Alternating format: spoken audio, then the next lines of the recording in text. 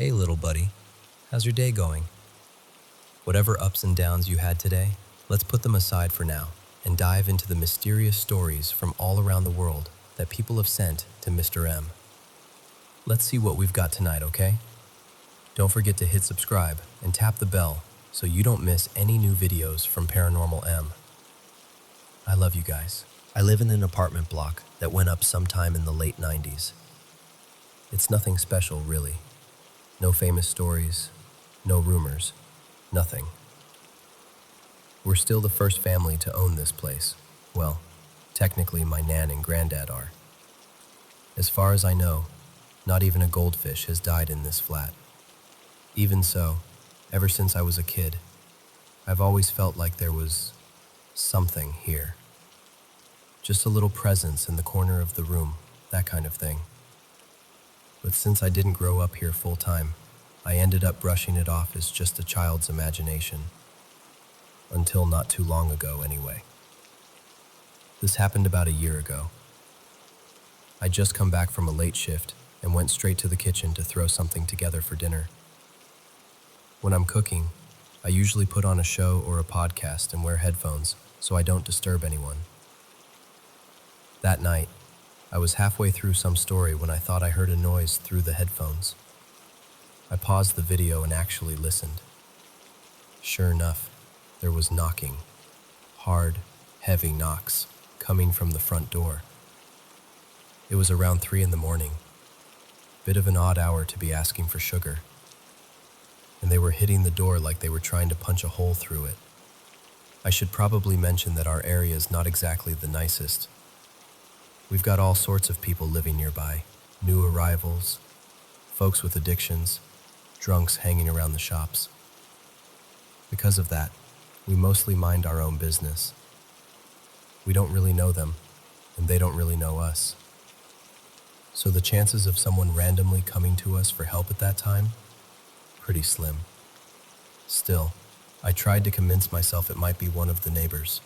We did help out a guy once when he got locked out without his keys, but he'd passed away months before this happened.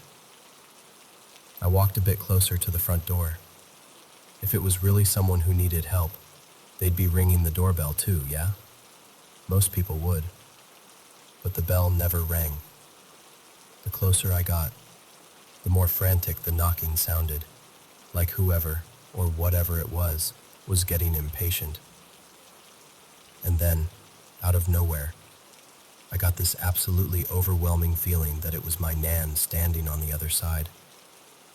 I could picture her perfectly, hair all mussed, in her pale nightgown, blinking at the light in the hallway and waiting for me to open up. But I knew she was asleep in her room. She'd come home around 10:30 and gone straight to bed. I'd heard her. I stopped where I was. I didn't go any nearer. I didn't look through the peephole. I had this horrible certainty that if I looked, I'd see my nan. But it wouldn't really be her, if that makes sense. I turned around and went back to the kitchen, trying to talk myself down. I put my headphones back on, hit play, and pretended like nothing was happening. After a while, I realized I couldn't hear anything under the audio anymore. I paused it and slid the headphones off. Nothing. Just silence. No knocking, no shuffling, no one in the hall. I finished up in the kitchen and went to my room. That night, I avoided the front door completely. I didn't even want to walk past the bathroom, and it's right next to it. The knocking came back later on. Not that exact night, but over the next few weeks. It happened a few more times, always late, always the same heavy pounding. And every time I stopped being scared, like, really told myself I wasn't afraid, it went quiet straight away. The last time it happened, it only lasted a few seconds because I just sort of snapped and thought, I'm not scared of you. Nan reckoned it was probably that woman. The spirit of her, anyway. She told me that if I ever heard the knocking again, I should call out to her and tell her she didn't need to stay here anymore. but I never heard it again.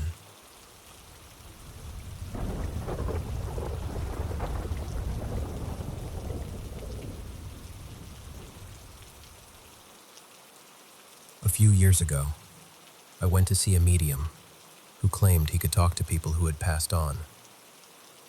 During our session, he told me my grandfather was there with us. He even said his full name, clear as day. The medium said my grandfather wanted me to go play bingo, something Grandpa had done all the time when he was alive, and that he would make it worth my while. I hadn't set foot in a bingo hall in forever, but the medium insisted my grandfather would send me a sign when it was time to go. One evening, I was in the kitchen washing dishes when I heard a local ad come on. This time from my phone, not the radio. A sponsored post popped up on Facebook about a big bingo night happening in my hometown, about an hour's drive away. As soon as I heard it, something inside me just clicked. I called out to my husband, "Let's drive down to my parents' place. You can hang out with the boys while I go play bingo." And off we went. That night at bingo, I ended up winning $260. When I got back to my parents' house, I burst through the door and announced my win. Everyone got excited and crowded around, wanting to see the money. Then it happened. A sudden, bone-deep chill ran straight through me, like someone had opened a walk-in freezer around just my body. I asked, "Did anyone else feel that?" It just got freezing in here. Nobody even looked up. No reaction at all. I raised my voice. "You guys, did you not feel how cold it just got?" Still nothing. It was like I wasn't even in the room. The cold wrapped tighter around me, and for a few seconds I honestly felt invisible. Then, just as quickly as it started, it stopped. The room felt normal again. Everyone went back to chatting with me, like nothing weird had happened. I asked,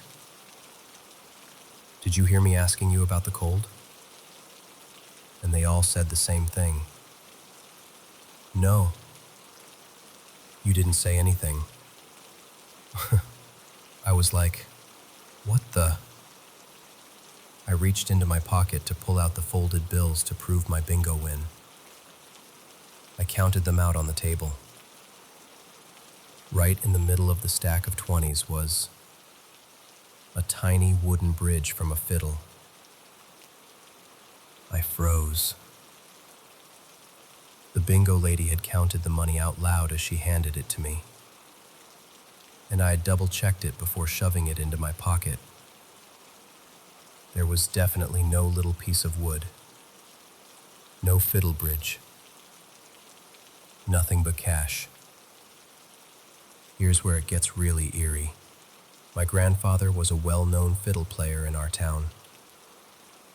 Everyone knew him for that. My dad keeps Grandpa's 2 fiddles locked away in a cabinet, always telling us, and later my boys, never to touch them. I held up the bridge and showed everyone. My dad's face went completely pale. He walked straight to the cabinet, took out the fiddles, and checked them. One of them was missing its bridge. I still have no logical explanation for how that fiddle bridge ended up folded into my bingo winnings. All I know is this. During those strange, silent seconds when that freezing breeze wrapped around me, and nobody could hear my voice, my grandfather found a way to let me know. This was him.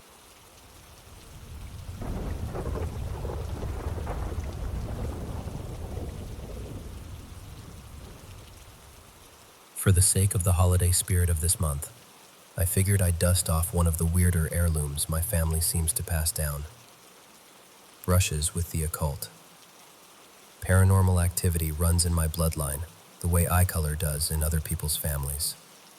Even though I have to admit, my own experiences are pretty mild compared to some of the nightmare fuel I've found rummaging through the deepest catacombs of Reddit. Believe me or don't, that's honestly fine. The ones who do, and the ones who've been through similar stuff, will know exactly what I'm talking about. I'll start with my grandfather. Back in his youth, when he was working as a driver and courier along the Pacific coast of Mexico, he would take this long, lonely highway that stitched together his tiny town in the hills to a distant port city.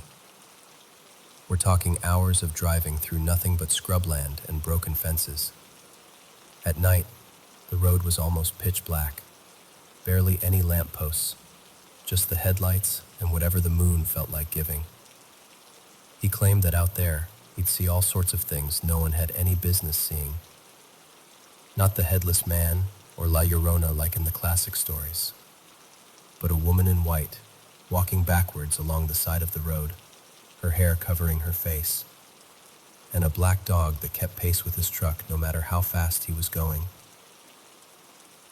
Sometimes, in the dead of night at home, he'd hear the old wooden wardrobe in the hallway creak open and shut, followed by the sound of bare feet running across the tiles.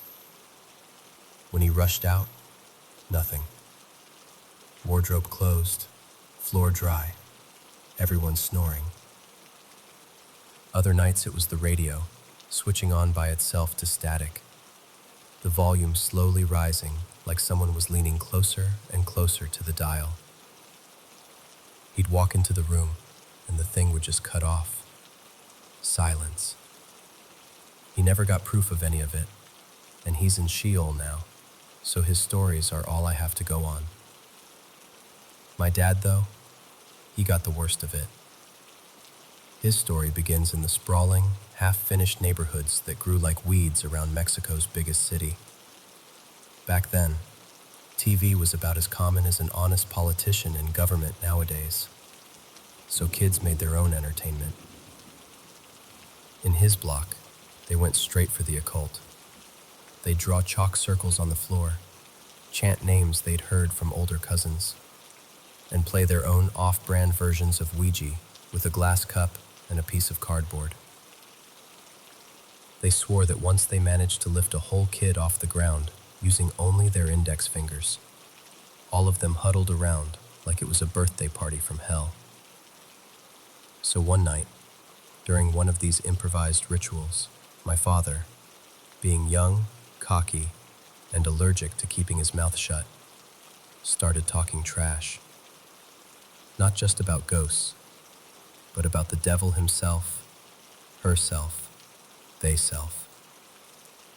It wasn't even that creative, more arrogant than offensive.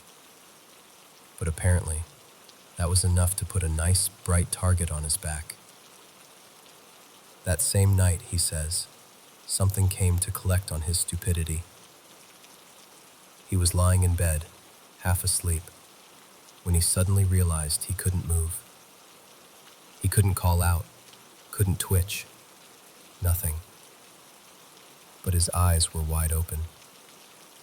Outside, the wind picked up, and the metal sheets on the roof began to roar.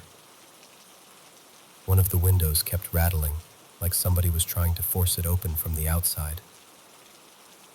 The house, one of those self-built places my grandfather raised with his own hands, didn't have proper doors yet. Instead of a bedroom door, my dad had strings of beads and an old blanket tacked above the frame for privacy. He says he felt this crawling urge to look toward the doorway. He didn't move his head. He couldn't. But his eyes slid over. He was still pinned there, every muscle locked. Then he felt the mattress dip beside him, the way it does when someone heavy sits down. The bed springs groaned. Out of the corner of his vision, in the dark by his feet, something began to gather. a patch of darkness, darker than the room itself. A tall, narrow shape formed. It didn't have a clear face, just edges, a silhouette. But it definitely had a hat. And where its eye should have been, my dad swears he saw two burning points of red. Not bright, more like embers in a dying fire.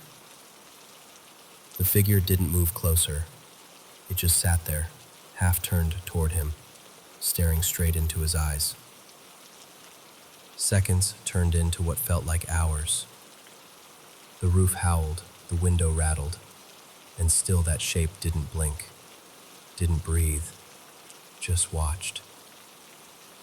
Then, as calmly as it had arrived, it stood up. The mattress rose back to its original position. The beads parted again, and the figure glided out. Same slow pace, like a priest leaving a sanctuary or some kind of grim procession. The blanket fell. The wind quieted. And suddenly, my father could move again. You'd think that would be a one-time punishment. It wasn't. This kept happening, sometimes a few times a week, for years.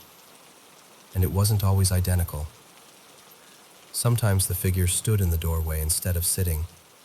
Sometimes it was just a hat and shoulders in the corner of the ceiling. It followed him from house to house, neighborhood to neighborhood, as he grew up, got married, and with a baby on the way. New walls, same visitor. Hatman didn't retire with my father either. I've caught a glimpse of something like him, but not the paralyzing, cinematic horror my dad went through. For me, it was quick and almost stupidly ordinary. I was going about my day, shuffling between my room and the kitchen, when I walked past a hallway mirror and saw, over my own reflection, a second outline. Taller than me. Hat, shoulders, no features. By the time I turned around expecting to see some prank, the hallway was empty. No one behind me. Just me and the stale smell of old air. I've always wondered if any of this is supposed to mean something. What's the point of psychologically tormenting a teenager who doesn't even have his life together yet? Is there a message? A warning? Or is it just cruelty for its own sake? One thing I've come to suspect from my own experiences is that the original gaslighters, the master architects of smoke and mirrors, have been hanging around humanity since we first started telling stories around fires. We sanitize them now, call them negative energy, entities, malignant forces, spirits. But there was likely a time when people carved their faces into stone and called them gods.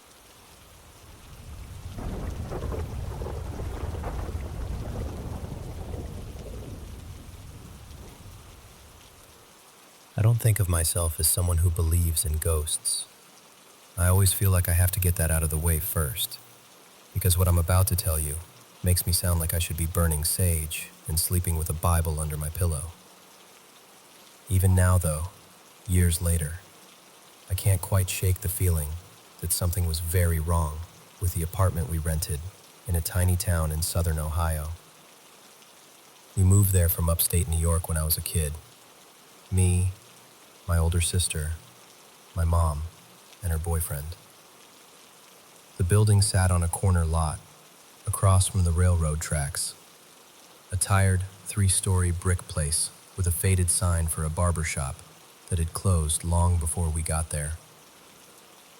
We had the middle floor. Some guy my mom only ever referred to as the man upstairs lived above us. The shop on the ground floor was empty. The layout should have been our first hint that the place was strange.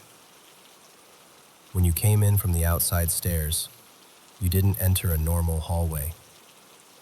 You stepped into this long, narrow corridor, with doors on one side like compartments on a train, and bare plaster on the other. My sister's and my bedroom was at the very end. The living room came before that. To get to the kitchen, you had to walk through my mom's room, like it was just another section of hallway. Every door had these old glass knobs and transom windows over the top that could tilt open, like the house was built before anyone cared about privacy.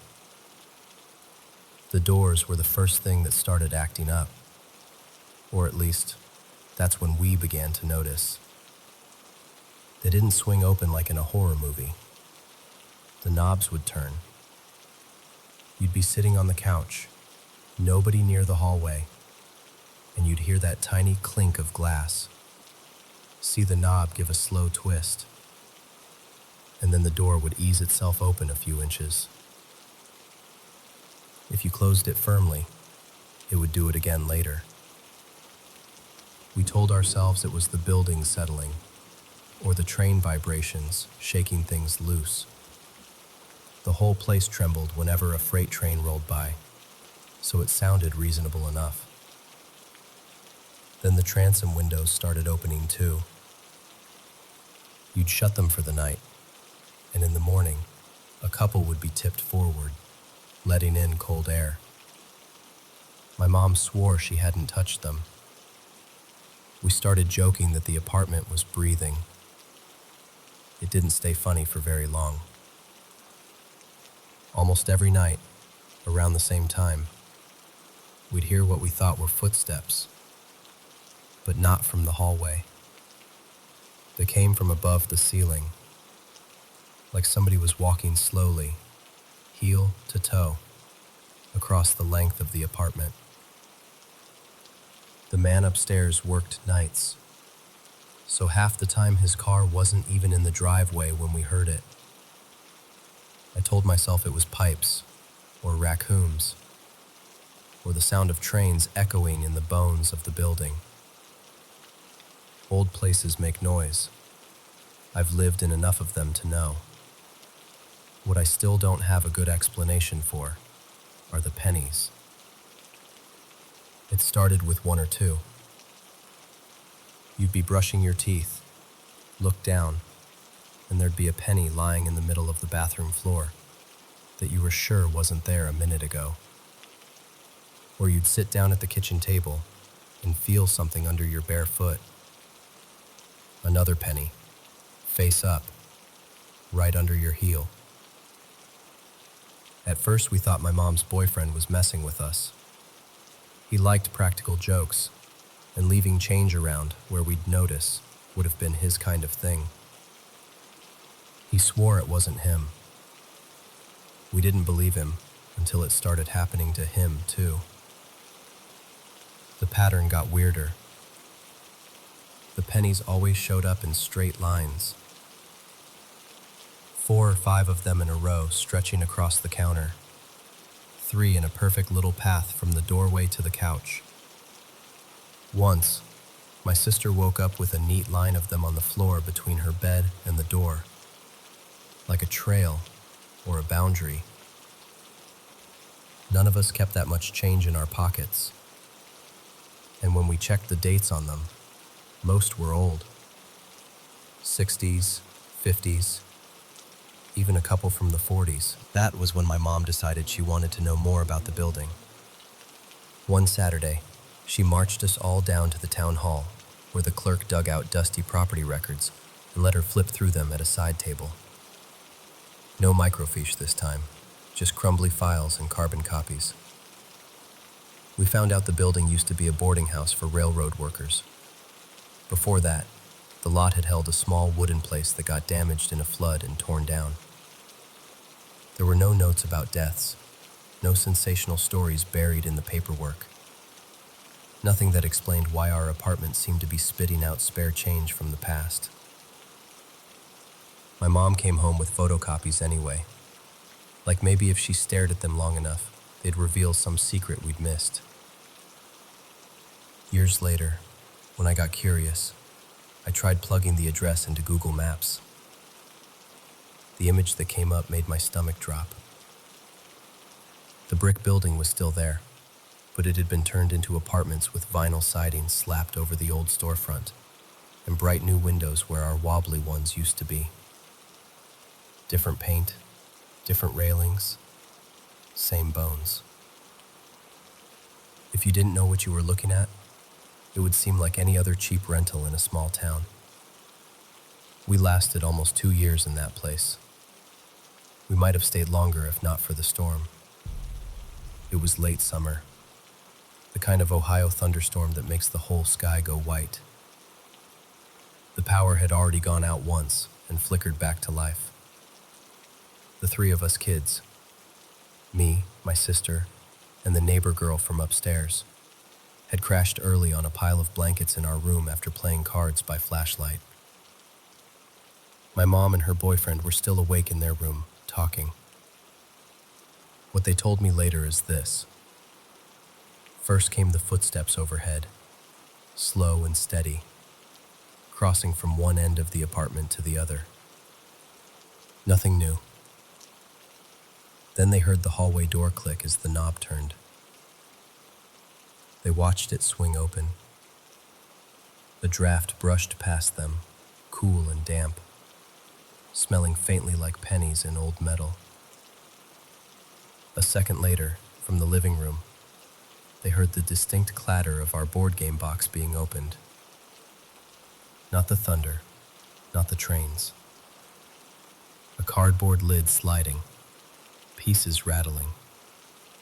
The little plastic houses and metal tokens tapping against each other like someone's hand was buried in them. My mom's boyfriend thought it was us, of course. He stomped down the hallway, ready to yell at us for sneaking out of bed during a lightning storm. He reached our doorway and shined the flashlight in. We were all out cold, mouths open, limbs everywhere. That deep, boneless sleep kids have after a long day. The board game was exactly where we'd left it, stacked on a shelf in the living room closet, lid closed. He told me he felt something then, a sort of buzzing in his teeth like the air was humming. And for the first and only time in his life, he admitted he wanted to bolt out of the building and stand in the pouring rain just to get away from it. Instead, he dragged the game into our room and set it on the floor next to us, like maybe having it where he could see it would help. It didn't. He spent the rest of the night sitting upright on the edge of the mattress, flashlight in one hand and a baseball bat in the other, staring at the dark hallway and listening for footsteps that never quite came close enough. We moved out within a week. The official reason was that my mom found a cheaper place closer to her job, which was technically true. The real reason was that none of us wanted to keep waking up to pennies in tidy lines across the floor, or doors that opened themselves, or the sound of someone poking through our things when we weren't the ones doing it.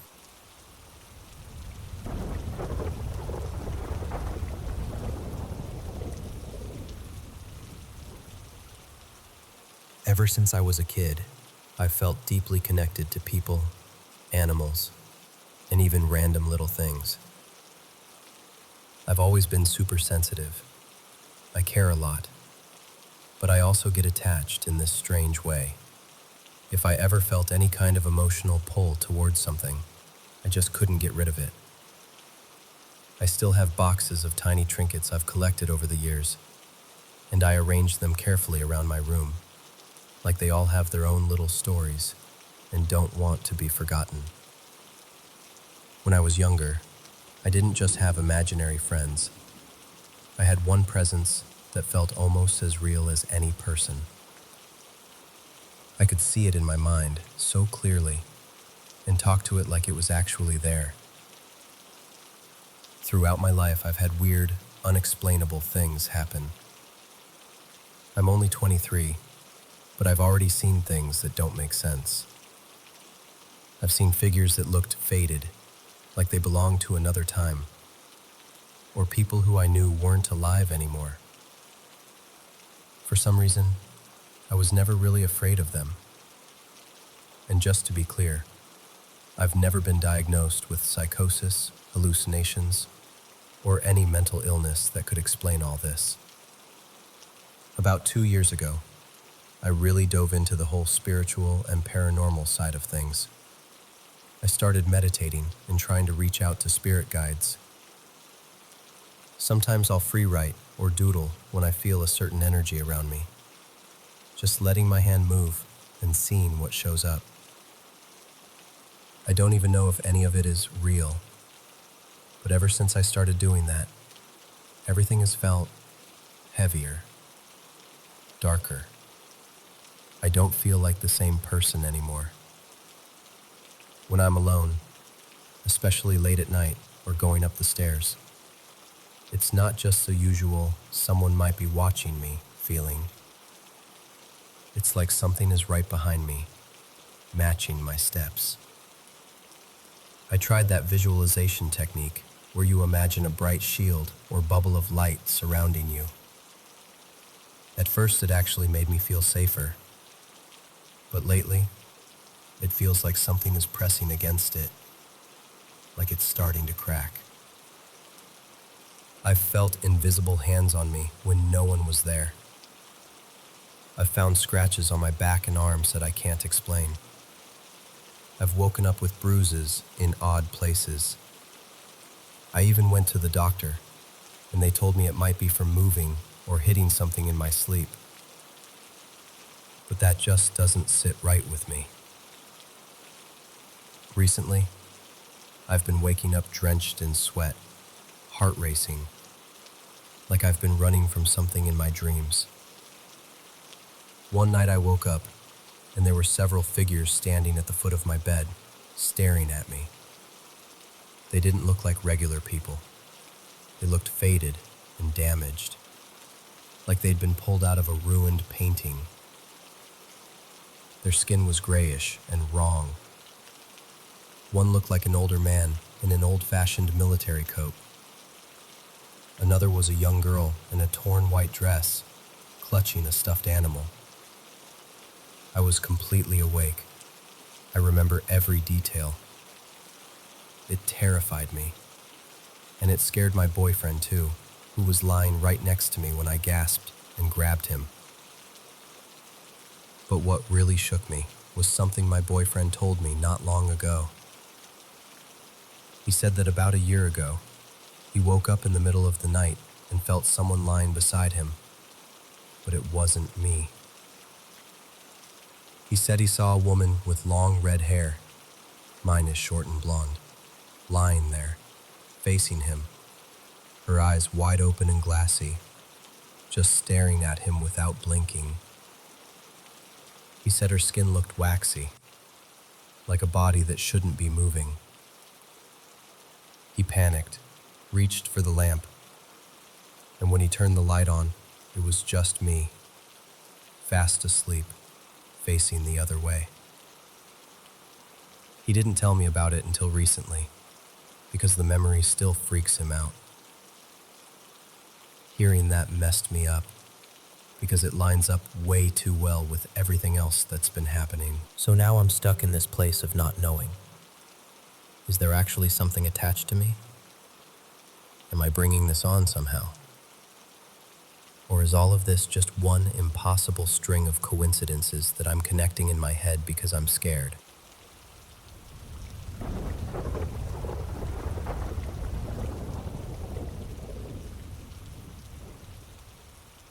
I lost my mother this spring to a long illness. Since then, I've been noticing these weird, quiet little moments that feel like communication. My first instinct has always been to explain everything away. I'm a skeptic, agnostic, and up until very recently, I didn't really believe in an afterlife or any lingering consciousness. I still don't know what I believe. I'll list a few things. They're probably easy to debunk, but because I'm not in the best state of mind, I've been struggling to think clearly. The chime that rings on its own. When I was younger, our old apartment had this cheap motion sensor chime by the front hallway. It would beep whenever someone walked past. After my grandfather died more than a decade ago, it randomly went off for a few summers, always around the time of his death and his birthday. No one near it, no doors opening, just beep. We joked that it was him visiting. Now I live in a small place in a different city on the West Coast. There's no motion chime anymore, just the little ding-dong from the smart door sensor when it detects the door opening. The days after my mom passed, it kept making the sound, even when the door was completely shut. It only happened in the late morning to early afternoon, for 3 days straight. Then it stopped. Since then, nothing. Same heat wave, same strong sunlight hitting the door. Temperature shot well past 100 degrees Fahrenheit for weeks. If it was a wiring thing or the sun hitting the sensor just right, why only those specific days? Why only in broad daylight right after she died? The calendar flipping itself. We have this old school wall calendar in the dining area. Big pages, glossy paper, held by a little metal clip. During the time my grandmother and her siblings stayed over, the ceiling fan in there was on high basically 24/7. Same speed, same angle, every single day. One afternoon, I almost never leave my room, but that day I wandered out to grab water. I walked past the table and the calendar suddenly snapped loose and flipped down onto the floor right in front of me. It opened to the month of my mom's birthday, even though we were in a different month entirely. The fan had been blowing like that for weeks. Why did it decide to fall right then, in that specific moment, onto that specific page, while I just happened to be standing there? Convenient sample of my grief brain? Probably. But it still felt personal. Her voice at the burial. The funeral was about a month after she passed. I hadn't heard her healthy voice in so long. Those last months, everything she said was raspy and fragmented. She would run out of breath mid-sentence. By the time the funeral came around, I honestly couldn't remember what her normal voice sounded like. I avoided videos because they hurt too much. At the burial, while they were lowering the casket, I suddenly heard her. Same clarity and volume as my own internal monologue. She said, very gently, "Hey, Anak. I have to go now. I love you." It was so sudden that it made me catch my breath. I was exhausted, stressed, barely sleeping. So yeah, could have been my brain reaching for comfort, some kind of brief waking hallucination. Every now and then I'll hear her again, not out loud in the room, more like a thought that doesn't feel like mine. Soft, distant, but direct. Usually short phrases that feel like answers to questions I'm already thinking. I know it could just be me asking, what would she say, and filling in the blank from memory. But it feels different than when I imagine other people talking. She popped my cyst. She promised she'd take care of it again when I feel better. She never got the chance. Then, on her birthday this year, that cyst suddenly started to hurt. Out of nowhere. It went from, I forget this exists, to like a 610 burning, throbbing pain that lasted almost 2 weeks. It turned a bit red and hot. I couldn't sleep on my back, couldn't focus at work. I finally went to urgent care, and they told me I'd probably need a minor procedure to get it excised. I was sitting there under those bright hospital lights, overwhelmed, and for some reason I just didn't go through with scheduling it. I went home. About a week later, the pain just stopped. Not gradually, more like one day it hurt, the next day it didn't. The bump, which had been raised for years, was suddenly flat. It never burst, never leaked. One day there's this dome under my skin. Next day it's basically gone. Now there's only a faint little mark left, and it keeps getting flatter and more normal looking. Yes, I know bodies are weird and things get reabsorbed and all that. I know it could be a coincidence that this whole process started on her birthday. But still, she always said, "I'll get rid of that thing for you." And then it vanished. She helped my great-grandmother go. My great-grandmother passed away at 92 not long ago. She lived in another country, so I only heard everything secondhand through relatives' calls and messages. Apparently, in the last few days, she refused food and water and spent hours talking to people no one else could see. She kept saying my mom's name. She'd smile at an empty corner of the room and nod like she was listening, then tell everyone, "It's okay, they're waiting for me." After 3 days like that, she slipped away peacefully in her sleep. By then it had been a few months since my mom died. They were very close when my mom was younger. The rational part of me knows that people nearing the end often talk to loved ones who've passed. The brain does strange, merciful things. But another part of me imagines my mom taking her hand and walking her across whatever is next for them. So, I don't know what to think. Coincidences? Stress? Grief doing what grief does? Honestly, I feel a little crazy even typing all this out.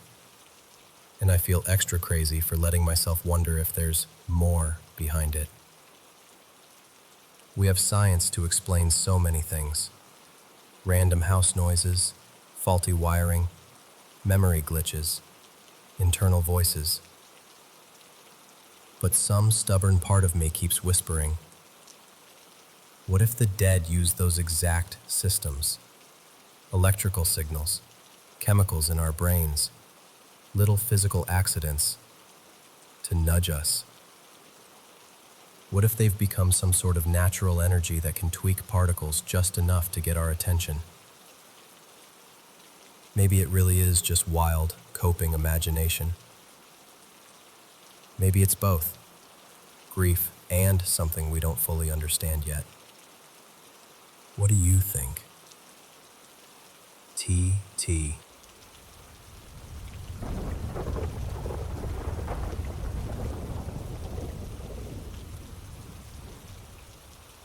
Okay, so my best friend and I have both been seeing weird stuff lately, even though we live hours apart.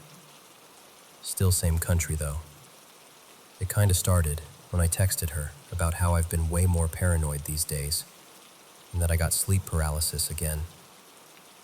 After that, my paranoia got so much worse.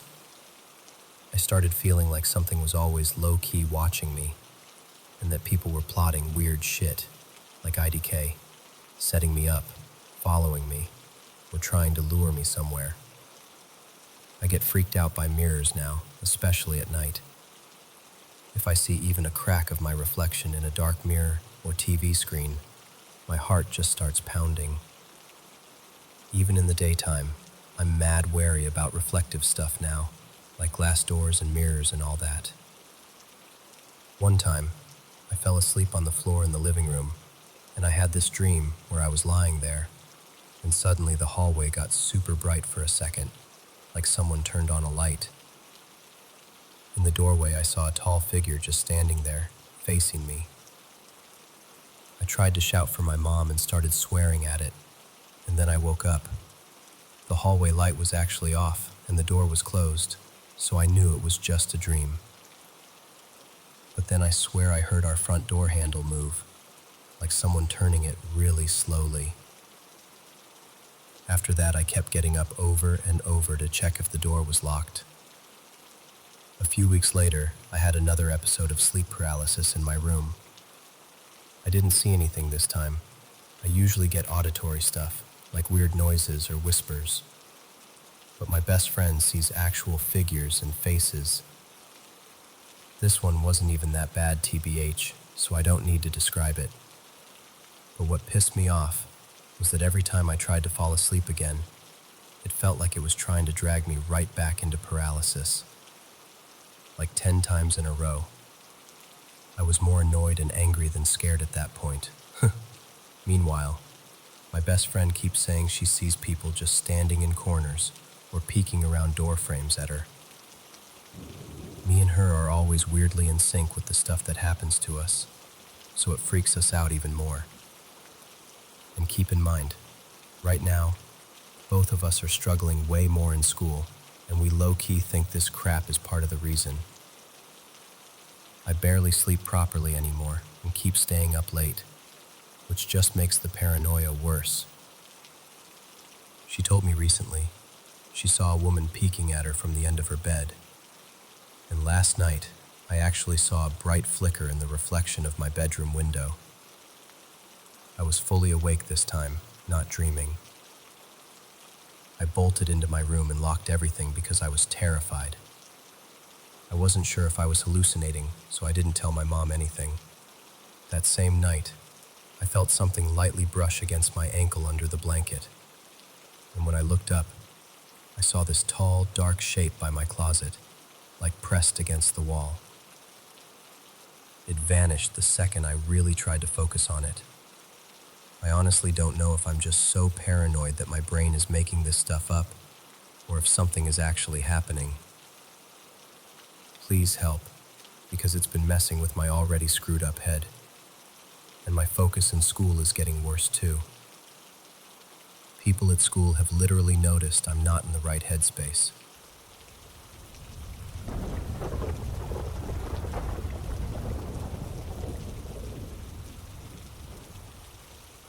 So, where to start? This is a personal story of mine, one I still don't really know how to explain. A few years back, some friends and I spent a weekend in a little river town called Riverton. I've got family there, and had lived in town for a while before moving closer to the city. We were around 18 to 19 at the time, and there were 5 of us total. It was a cool, late spring evening. Nothing going on, so we decided to wander around this place called Cottonwood Flats, a little island park on the river. Just a bunch of bored kids who don't drink or smoke and had nothing better to do. We headed out around dusk, thinking we could do the whole loop before it got fully dark. Yeah, that didn't happen. We started on the far side of the island where the trail hugs the river, with those big, half-buried rocks along the edge. Pretty sure it was meant for bikes more than people. It had rained the night before, so everything was damp, the trail kind of slick. One of my good friends suggested we cut off into the trees instead of staying on the main path. Personally, I don't do woods at night, after rain, when it's cold and muddy. Of course, I was the only one against it, and majority rules, so into the trees we went. As we got deeper into the woods, one of our friend's parents, I'll call him Mason, started blowing up his phone. Mason was from Riverton originally, and so was his mom. She kept calling and texting, asking him what he was doing out there that late, telling him to watch out for drifters and to not stay out on the island too long because bad things happen out there. Her words, not mine. We all kind of laughed it off and kept going, farther and farther in, until we hit the end of the worn trail. Somewhere along the way, the sounds of birds just faded. No bugs, no frogs, nothing. We came out into this wide clearing with tall, wet grass up past our shins. It would have been pretty in daylight, but by then it was basically pitch black.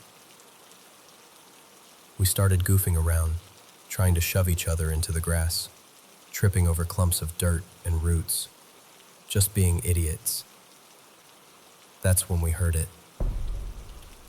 It was this high, sharp, whistle-like sound off in the grass. Not like a normal whistle, though. It had this weird depth to it, like a bird screeching from way inside a metal pipe or something. It sounded organic, but it made your skull buzz a little, set your teeth on edge. My childhood buddy, I'll call him James, who's been hunting since he was a kid, just laughed, shrugged it off, and stepped straight into the tall grass, saying it was probably some injured bird or rabbit. When he got a little ways in, we realized water had pooled under the grass. He was walking in ankle-deep, cold, muddy water. Our one native friend, not super important, just context, quietly started praying in Lakota under her breath. Then she just stopped walking, completely froze. She spun around and asked us, really panicked, if any of us had whistled. James shouted from somewhere in the grass that he had, just joking around, and she immediately tried to get us to leave. James ignored her and kept wading further away, the grass swallowing him up. Then we heard it again. The same whistle, only closer. And it seemed to come from right where James had gone, but not in his voice. A second later, James burst out of the grass, splashing water everywhere, breathing hard. He asked if anyone had followed him in, if I had tried to mess with him, grab him, anything like that. I told him no, none of us had moved from the edge. We all did this quick, nervous scan around us, but there was nothing there. Just black shapes of trees, wet grass, and that strange, heavy quiet. No one argued after that. We just left. We didn't tell anyone about it for a long time because it sounded ridiculous, even to us. I had never seen James that shaken before. He was always the brave one of the group, the guy who would go first into anything spooky just to prove it wasn't a big deal. Later on, when he finally opened up about it, he said he felt someone right behind him in the grass, matching his steps, and then a hand closing over his shoulder like it was about to spin him around. When I asked our native friend again, later, why she freaked out when she heard the whistle, she shut down immediately. She wouldn't talk about it at all, just changed the subject. Even the question seemed to scare her. A little while after that trip, Mason told us quietly that people in town avoided Cottonwood Flats after dark. He said it had a reputation. The fall before we went out there, a man, a father, had gone to the island and ended his own life near one of the clearings. Ever since then, according to some of the locals, that part of the island was just wrong. A place where misfortune hangs around longer than it should.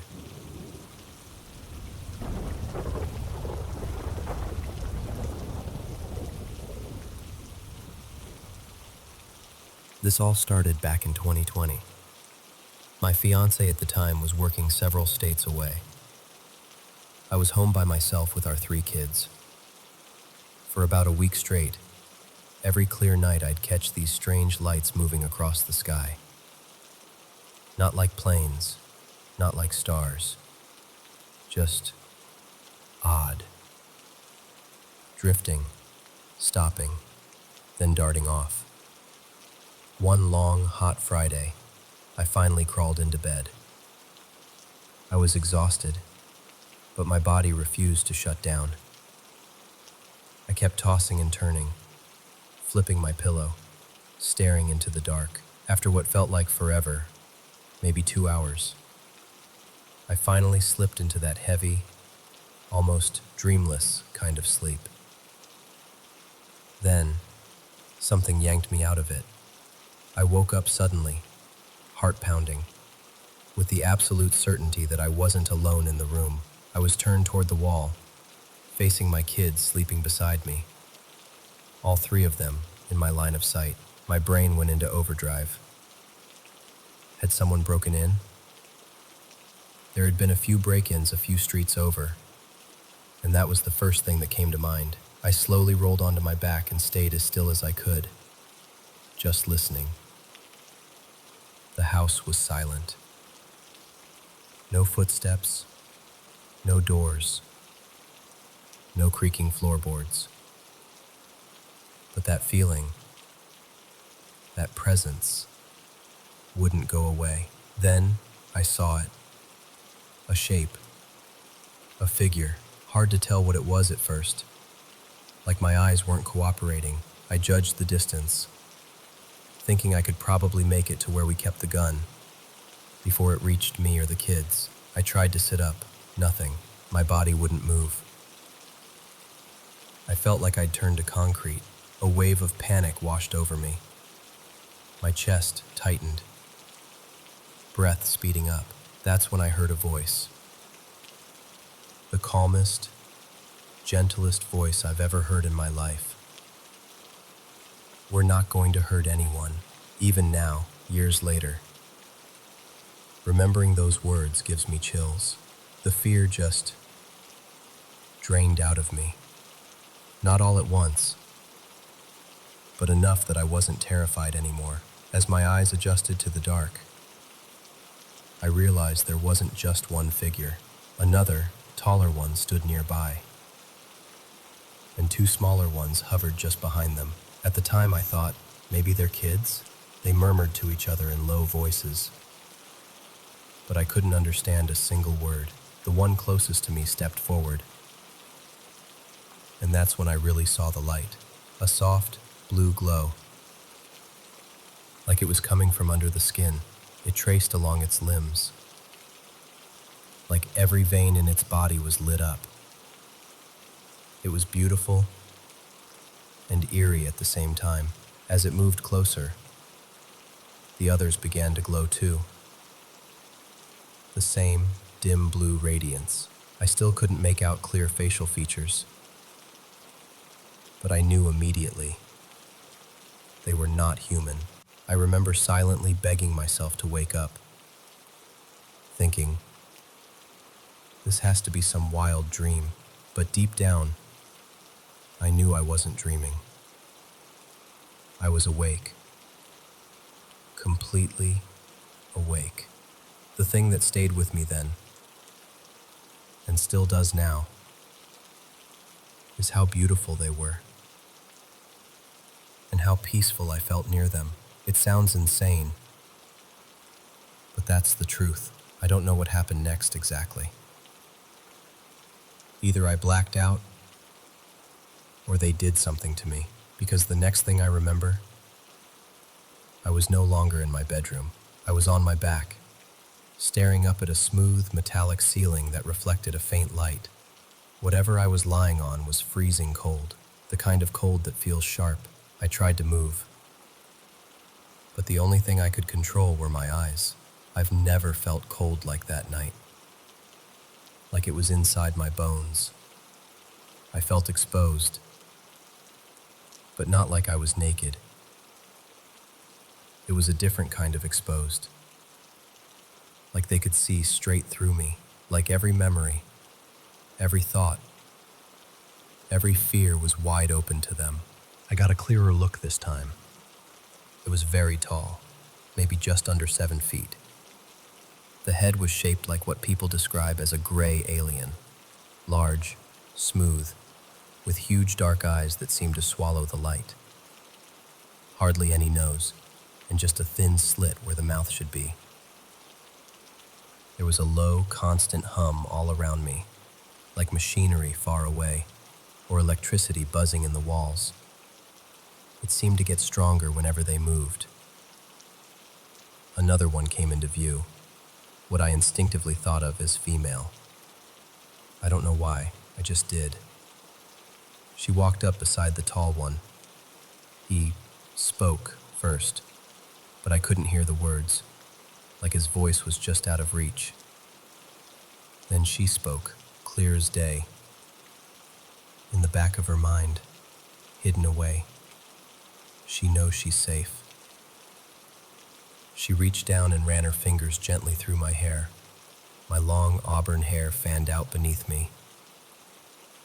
The tall one said, she was alone, except for the children.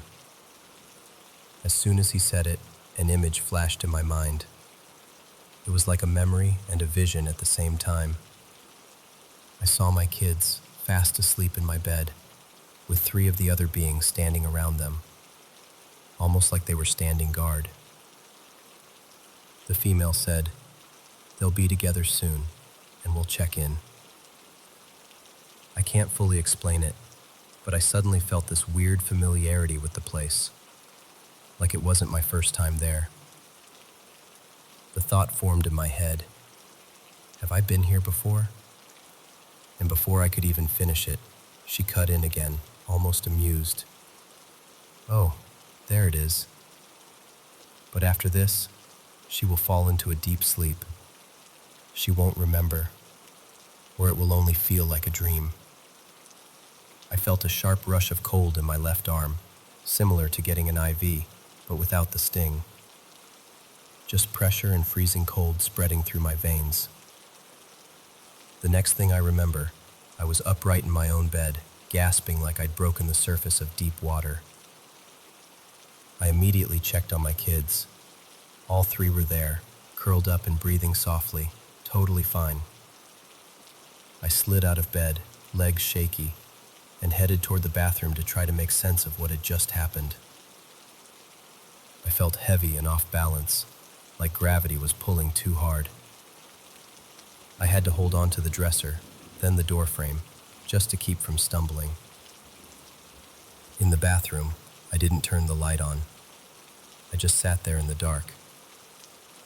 Out of the corner of my eye, I caught a flicker of blue. My eyes darted down, and it was gone. Then I heard the faintest little giggle. I couldn't tell if it sounded like my children or like them. I got up slowly and made my way back to bed, still fighting that strange new weight feeling.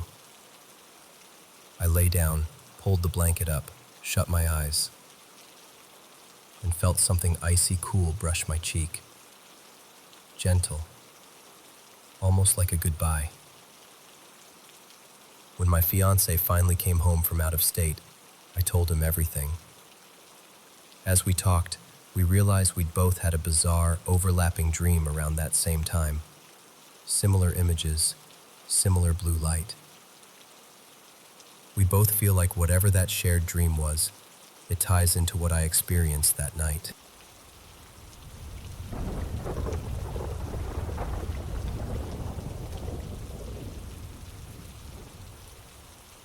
If you're familiar with energy lines and crossroads, the house this took place in sat right on a major one.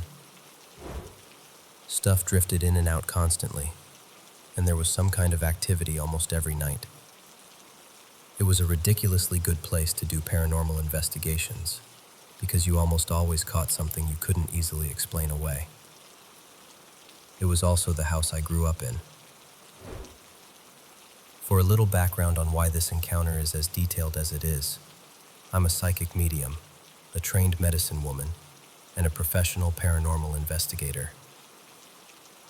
I'm also putting a TW here because I will describe how this man died, and it may be upsetting for some people.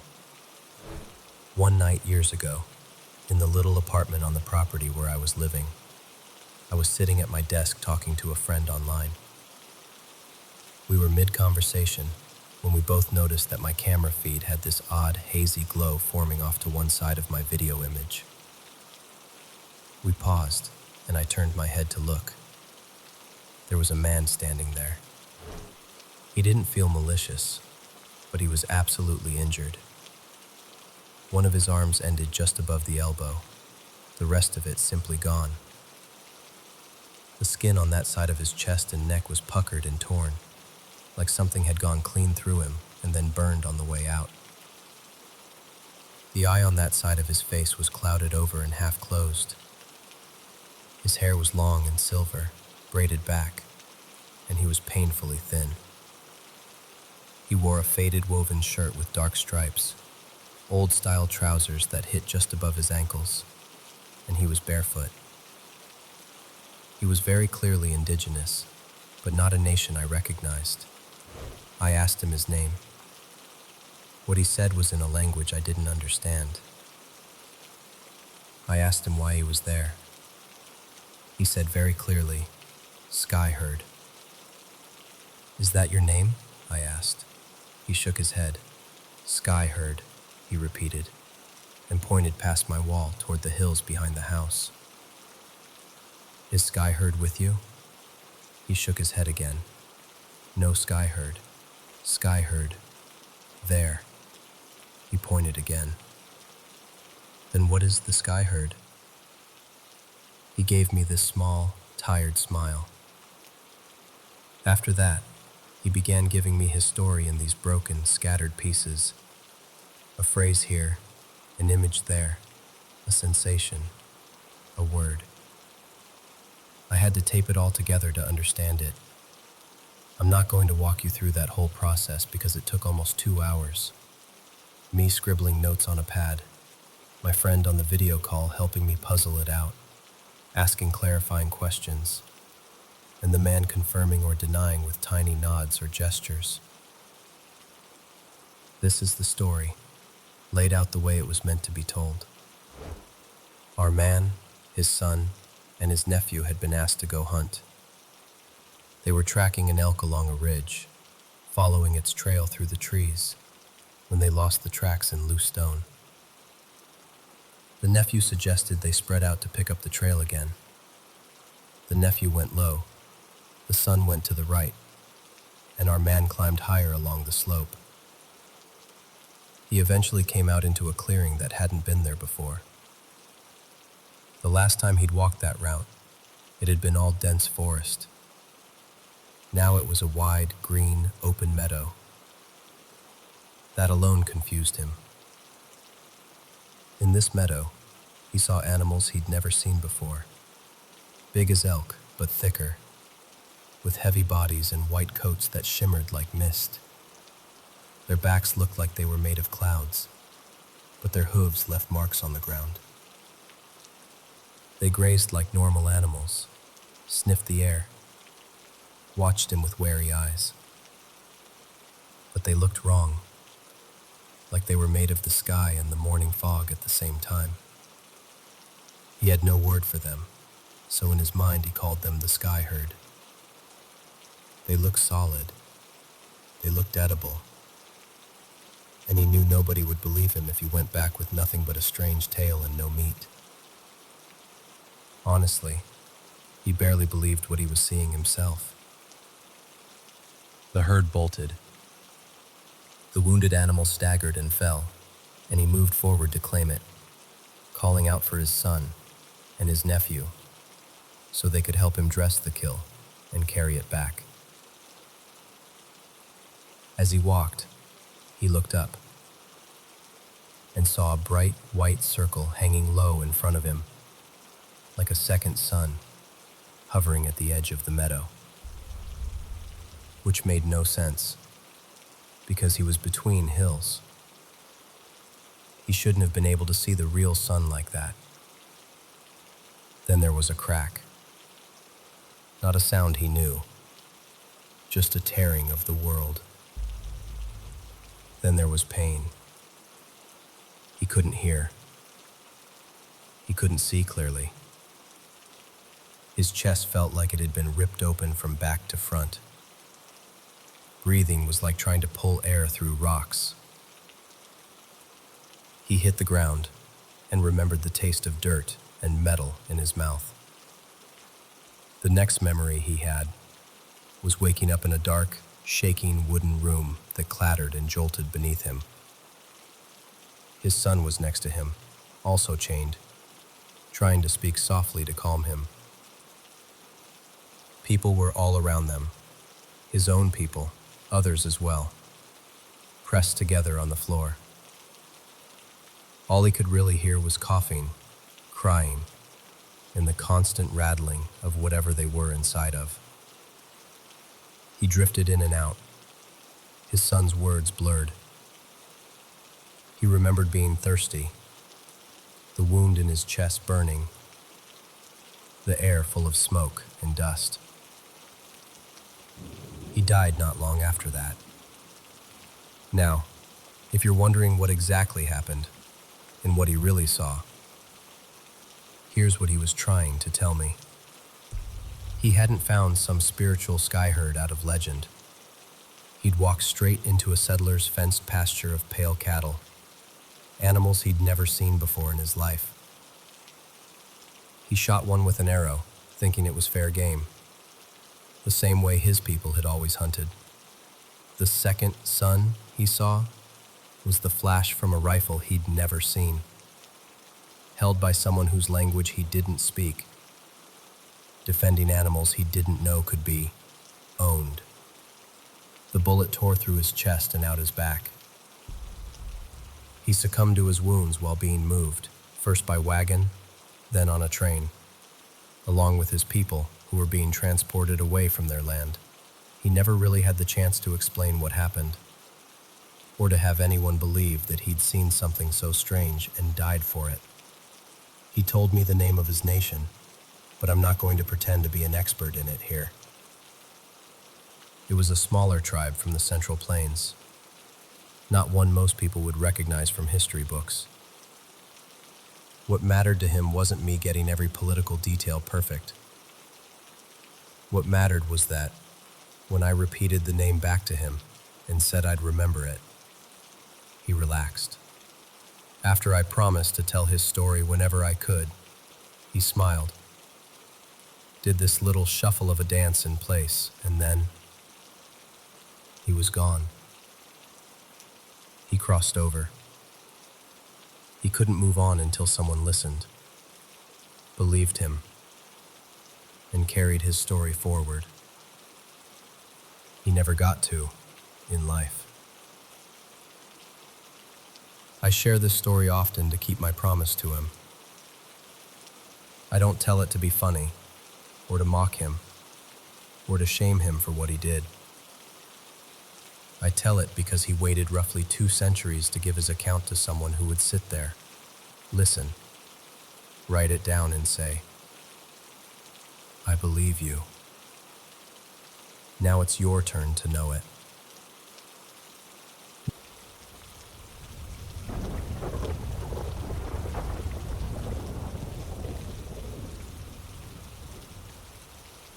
I was driving back home in the middle of the night after hanging out with my friends. It was about 1:45 a.m. I live in the countryside in southern Europe, pretty isolated, and I was completely sober and very aware of everything around me. I was on this narrow country road when I noticed a faint, pale bluish light on the left side, a bit ahead of my car, maybe 80 to 100 meters in front of me, just hovering above a low stone wall that separates the road from a field. It looked like something peeking over the top of the wall to watch the road. My first thought was that it might be someone's phone flashlight, or maybe a bike light, or even some weird kind of reflector. I've lived here my whole life, and I drive that road almost every single night. I know where the street signs are, where the reflectors are, where animals usually cross. I know what animal eyes look like in my headlights. This was none of that. As I kept driving toward it, the light started to move. Not fast, not jerky, just this slow, eerily smooth glide. It slid sideways along the wall and then away from the road, like it was attached to something that was pulling itself back into the field. I could tell there was something there, like the light was fixed to a shape or a body, but my headlights weren't close enough to show what it was. It wasn't walking. It wasn't bounding like a deer or a dog. It wasn't a person either. It was like the light was fixed in one position, while whatever carried it was creeping or sliding underneath. Right before I reached that exact spot, the light moved behind a tall tree at the edge of the field and just disappeared. When I got there, I slowed almost to a stop and turned my head to look. Nothing. No person, no bike, no animal. No light source at all. Just the tree, the wall, and darkness. But I had seen it clearly for several long seconds. It wasn't a blink and you miss it thing. The second I realized it was gone, I got hit with this horrible gut feeling. My stomach dropped, and I honestly thought I was going to throw up right there in the car. It felt like I had just seen something I wasn't meant to see. Like I had walked in on something that should have stayed hidden. The feeling was disgusting, almost. Not just fear, more like a deep, instinctive revulsion. I've been having trouble sleeping since, even though this isn't my first weird experience with things I can't explain. But this time felt different, more real somehow. And I can't shake the image of that floating light gliding away from me into the dark.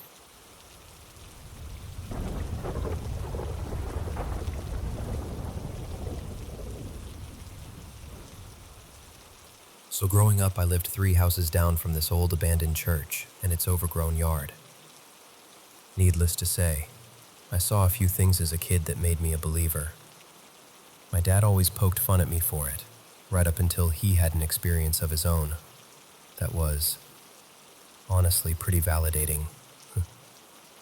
After that, he was at least more open to weird stuff. This particular thing happened years later. My dad goes up north every year to go fishing. Same remote lake, same crew of guys. I've been there with him a bunch of times, just not in the last few years. Anyway, one night after he got back from a trip, we were having a glass of whiskey. I mean, is there anything better to have a paranormal come to Jesus talk over? He said he wanted to tell me something that had happened on his last trip up there. The second night they were there, they were staying for 5 days. He was sitting on the tiny porch of their cabin, smoking. From there, he could look across the clearing into the boathouse, maybe 40 feet away.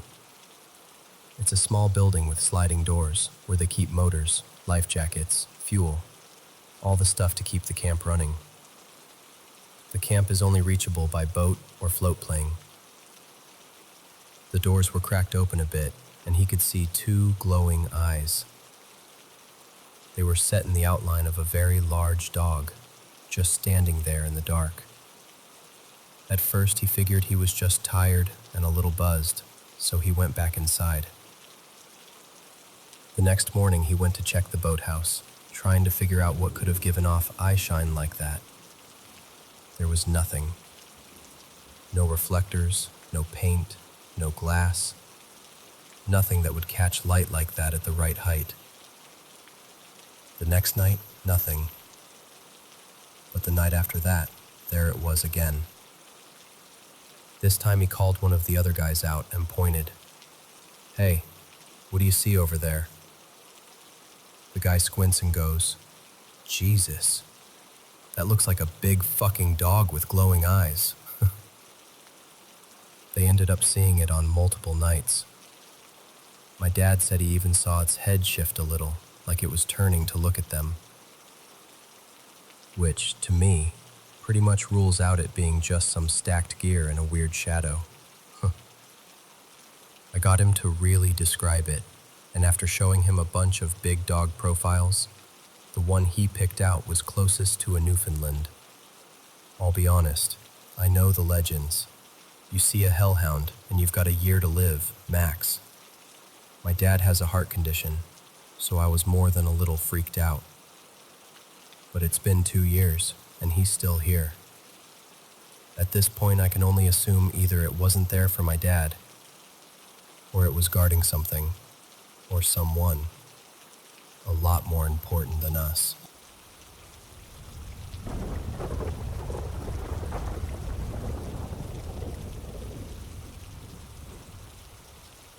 I was about 16 when this happened, and had always been a skeptic on the paranormal.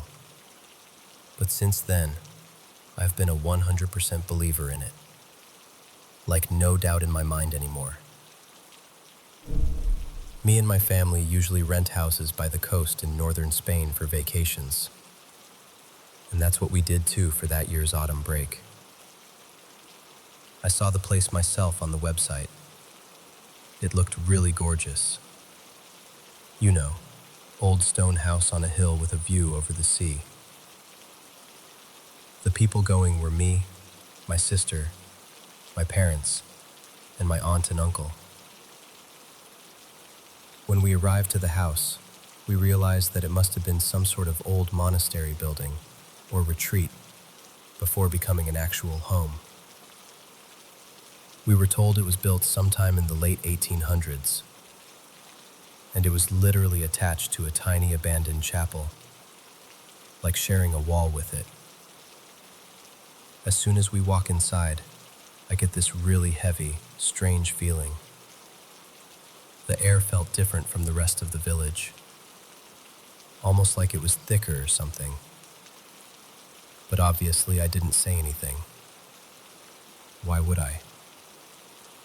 The house had 2 floors and a basement we were told was private and locked off, which was a bit weird, but whatever. There were 3 bedrooms upstairs, and I ended up getting my own room. And as much as I hate to admit it, I was terrified of sleeping alone in there. I asked my sister if she could sleep in the other bed, but obviously she said no, and told me to stop being dramatic. So my mom agreed to stay with me until I fell asleep, and then she would go back to her room once I was out. The actual experience happened on, I think, the 4th night. That night my mom had ended up falling asleep properly in the spare bed in my room instead of leaving, and I was in the bed I'd slept in the other days. My bed was pushed into this little alcove in the wall, and there was this old wooden folding screen that I'd pulled halfway around it so it felt more cozy and closed off. I fell asleep pretty fast, but I suddenly woke up in the middle of the night for no reason. I'm usually a very heavy sleeper and never wake at night. The second I woke up, I heard breathing.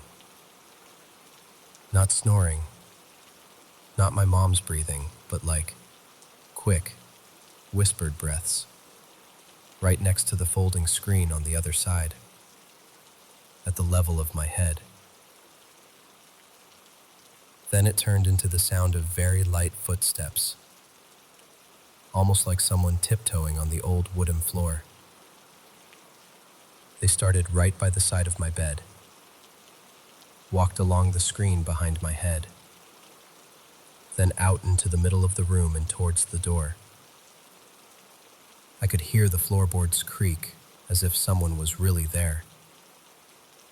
The steps left my room and went out into the hallway, and then just stopped.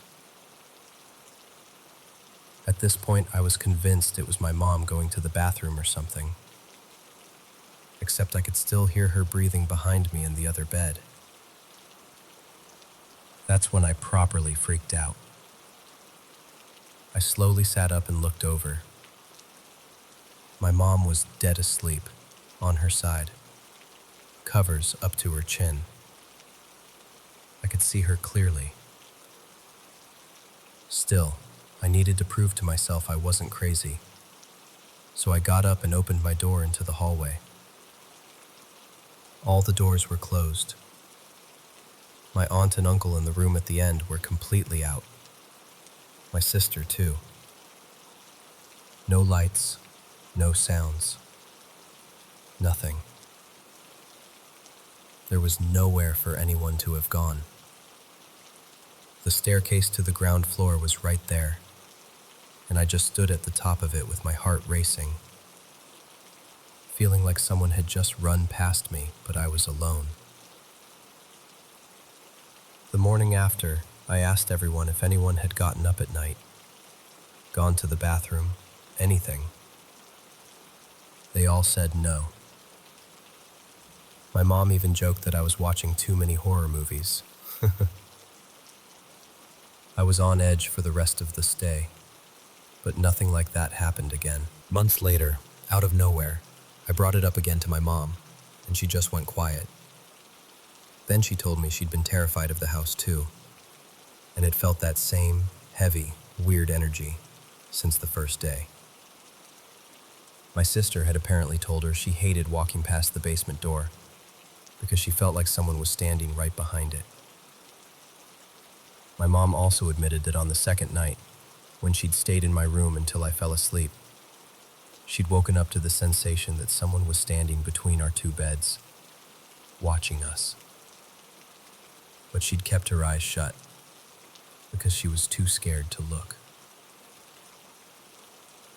To this day, I get goosebumps thinking about that hallway and those footsteps and that broken crystal.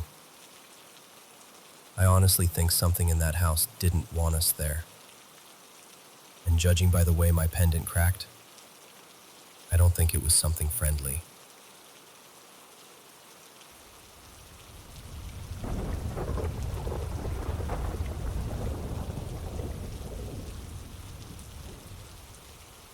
So, when winter starts creeping in like this, I always end up thinking about an old story I heard as a kid.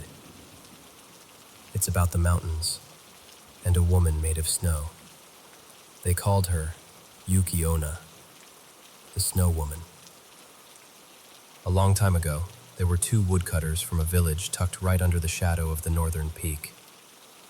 One was an older man named Haru, and the other was a young man, barely more than a boy, named Daichi. One day, the snow came in faster than they expected. You know how storms can be in the mountains. One moment you're walking under a gray sky, the next you can't even see your own hands. The wind howled, the trees vanished into white, and the path home simply disappeared. They stumbled around until they found an old, half-rotten hut by the river. No firewood, no blankets, just four walls and a roof that creaked when the wind hit it. Still, it was better than freezing outside. Exhausted, they lay down and tried to sleep. Sometime after midnight, Daichi woke up. He didn't know why. Maybe it was the cold. Maybe it was that strange feeling you get when someone's watching you. The hut was dim, lit only by a faint glow leaking in through the cracks in the walls. Moonlight caught in the snow. And in that pale light, Daichi saw her. A woman stood beside Haru. Her skin was white, not just pale like someone who never goes outside, but white like frost on glass. Her hair fell long and dark over her shoulders, and her eyes were colder than the storm outside. She leaned over Haru, her breath spilling out in a thin, misty cloud. With that single, soft breath, Haru's face changed. His skin turned dull and gray, like all the color had been pulled out of him. His chest stopped rising. His body went perfectly still. Daichi couldn't move. He couldn't even scream. It was like the cold had frozen his voice inside his throat. Then the woman turned. She looked at him. Really looked at him, as if she were measuring something in his face. When she spoke, her voice was quiet and clear, like ice cracking on a river. "You are young," she said. "I will spare you tonight. But listen carefully. If you ever tell anyone what you saw here, I will come back for you." Daichi wanted to nod, to swear, to promise her anything, but he was too terrified to move. The woman straightened, and in the next blink, she was gone, swept away into the swirling snow blowing through the cracks. By morning, the storm had calmed. The villagers found the hut. Haru was dead, frozen stiff, a thin crust of frost across his face. They said it was the cold, nothing more. Daichi said nothing. He remembered the warning. Life went on. A year passed, One night, during another thick snowfall, there was a knock at Daichi's door. When he opened it, a young woman stood there, shivering slightly, snow caught in her hair. She said her name was Miyu. She was beautiful, almost unsettlingly so, with skin as pale as fresh snow and eyes that seemed to hold a quiet, distant sadness. She said she had lost her way in the storm, and Daichi, being kind-hearted, invited her in to warm herself by the fire. Days turned into weeks.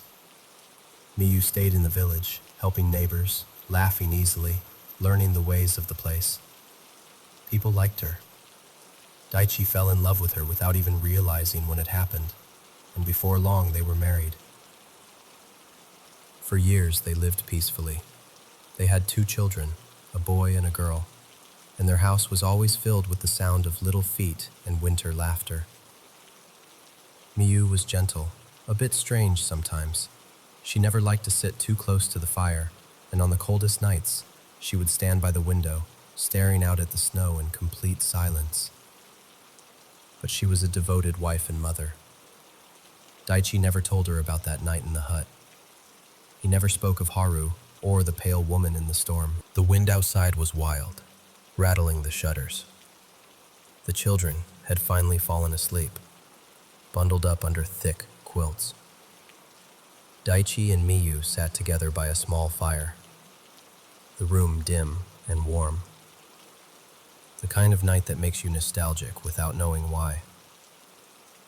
Maybe he was tired. Maybe he was feeling safe and foolish. Maybe the years had softened the edges of his fear, and he'd convinced himself it had all been a dream. Whatever the reason, the memory slipped out. He started talking about the blizzard, the hut, Haru's frozen face, about the woman with snow-white skin who breathed death into the old man and spared him only on the condition that he stayed silent. He told Miyu everything. When he finished, he laughed nervously and said something like, "Strange, isn't it? I never told anyone that before." Then he looked at her. Miyu wasn't smiling.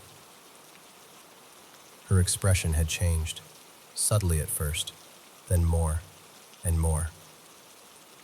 The warmth drained from her face. Her eyes grew hard and glacial, the same distant, inhuman cold he had seen all those years ago. "Daichi," she said quietly, "do you not remember the promise you made that night?" His heart stopped. He stared at her. In that moment, he understood. "Miyu?" She stood, and for the first time since he had known her, he felt afraid of her. Truly afraid. "I warned you never to speak of me," she said. "You broke your promise." She stepped closer, and the fire between them seemed suddenly small and useless. A chill swept through the room, sharp enough to bite. "I should kill you here and now," she whispered. "Just as I did to Haru." Daichi could barely breathe. His thoughts flew to the children sleeping in the next room. Miyu, Yuki Onna, whatever she truly was, followed his gaze. Her expression softened, just a fraction. "For the sake of our children," she said, "I will let you live. But you will never see me again." And before he could speak, before he could reach for her, she turned. Her shape blurred, dissolved into a swirl of white mist, and then she was gone, drawn out through the thin cracks of the door, out into the storm. The house fell silent, save for the wind. Daichi rushed to the children. They were still fast asleep, their cheeks warm, their breaths steady. When they woke, They asked where their mother had gone. He never had a good answer. Some say he grew old in that house, watching every winter storm with a mix of fear and hope, wondering if he'd see a pale figure in the snow again. But she never came back. And every year, when the snow begins to fall and the wind starts its long, lonely howl, people still tell this story. So now I'm wondering, what do you think? Was Yuki Onna really a spirit of the storm, slipping into human lives for a brief, borrowed warmth? Or is it just a tale to keep curious children from wandering too far into the mountains on cold winter nights?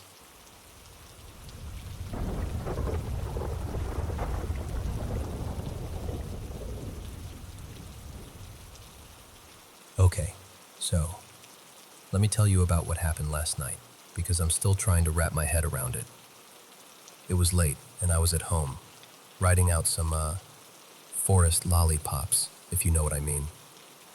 I planned it. I was safe at home, lights low, just kind of letting my mind wander. I decided it'd be a good idea to put on this new vampire movie, kind of a modern Dracula vibe, to really feel it on a different level. At first, it was just intense in the usual way. Colors were deeper, sounds felt heavier, my thoughts were loud. But then there was this part of the movie where they're in a church, and there are all these paintings of Jesus and saints all over the walls. And suddenly, I couldn't focus on the dialogue at all. Instead, I just felt this wave, like the Holy Spirit or something like it, just gently bringing me back down to baseline. Not instantly, but in this slow, comforting way. I felt this warmth in my chest, like I was being held onto from the inside. And that's not normal for me. Usually, once things start going south on a trip, nothing can pull me back. But this time, I felt calm. Safe, even. It was like someone hit a spiritual reset button. While all that was happening, my dog Milo suddenly gets up out of nowhere. He walks over to this old armchair I keep by the wall. This chair that used to belong to my Grandma Rose. And he starts sniffing around behind it. Not in a casual way either. He was searching, tracking something. But he wouldn't get too close. He'd look into my bedroom from there, but refused to go in. Just stayed at a distance, alert. He did this 3 separate times, and every single time I could feel the energy in the room shift right before he reacted. Like the air changed density or temperature around me for a second. I didn't see anything, but my body knew something was off. Eventually, I got up to check behind the chair myself. As I walked over, I felt this presence hovering just behind and a little above me, like somebody standing close, but not touching. When I turned my head up to the right, I saw this small, white light, almost like a soft, glowing orb, shoot off quickly and disappear. It wasn't a reflection, it moved with intention. It startled me so much, I actually gasped out loud. Right after that, my roommate's cat Luna casually strolls over to the exact same chair. Now this cat never bothers with that chair, ever. But she walked up to it, stared at it, sniffed around in the same places Milo did, and then, out of nowhere, jumps up onto it. She sits there, perfectly still, and just stares at me. 10 full minutes at least. Not that blank cat stare either. It was this very focused, almost knowing look, like, yeah, I see it too. And here's the wild part. She slept on that chair all night. She's actually been obsessed with it since. Normally, she never stays in one place for too long, but now it's like that chair is her spot. That has never happened before. Now, I've had that chair for years since Grandma Rose passed. It's special to me, but it's never felt active, if that makes sense. And last night, I didn't feel her exactly. It wasn't like, oh, grandma's here. It was more like this curious, calm presence watching over me. Not judging, not fixing anything, just aware. It felt like whatever it was understood what I was going through, that it could sense both my sadness and the height of my altered state. There was no fear attached to it, just this strange peace, comfort even. Tonight though, nothing. My dog isn't reacting, the cat's more relaxed, and I don't feel any presence in the room. It's like whoever or whatever it was just came through for that moment and then moved on. All I know is, I wasn't looking for a sign. I wasn't trying to summon anything. It was my animals who first told me something was there. And between the comfort in that church scene, the strange light, the pets acting like they saw what I couldn't, and that deep sense of calm, yeah, something visited. I don't know who or what, but it felt kind. And it felt like it understood me better than I understood myself in that moment.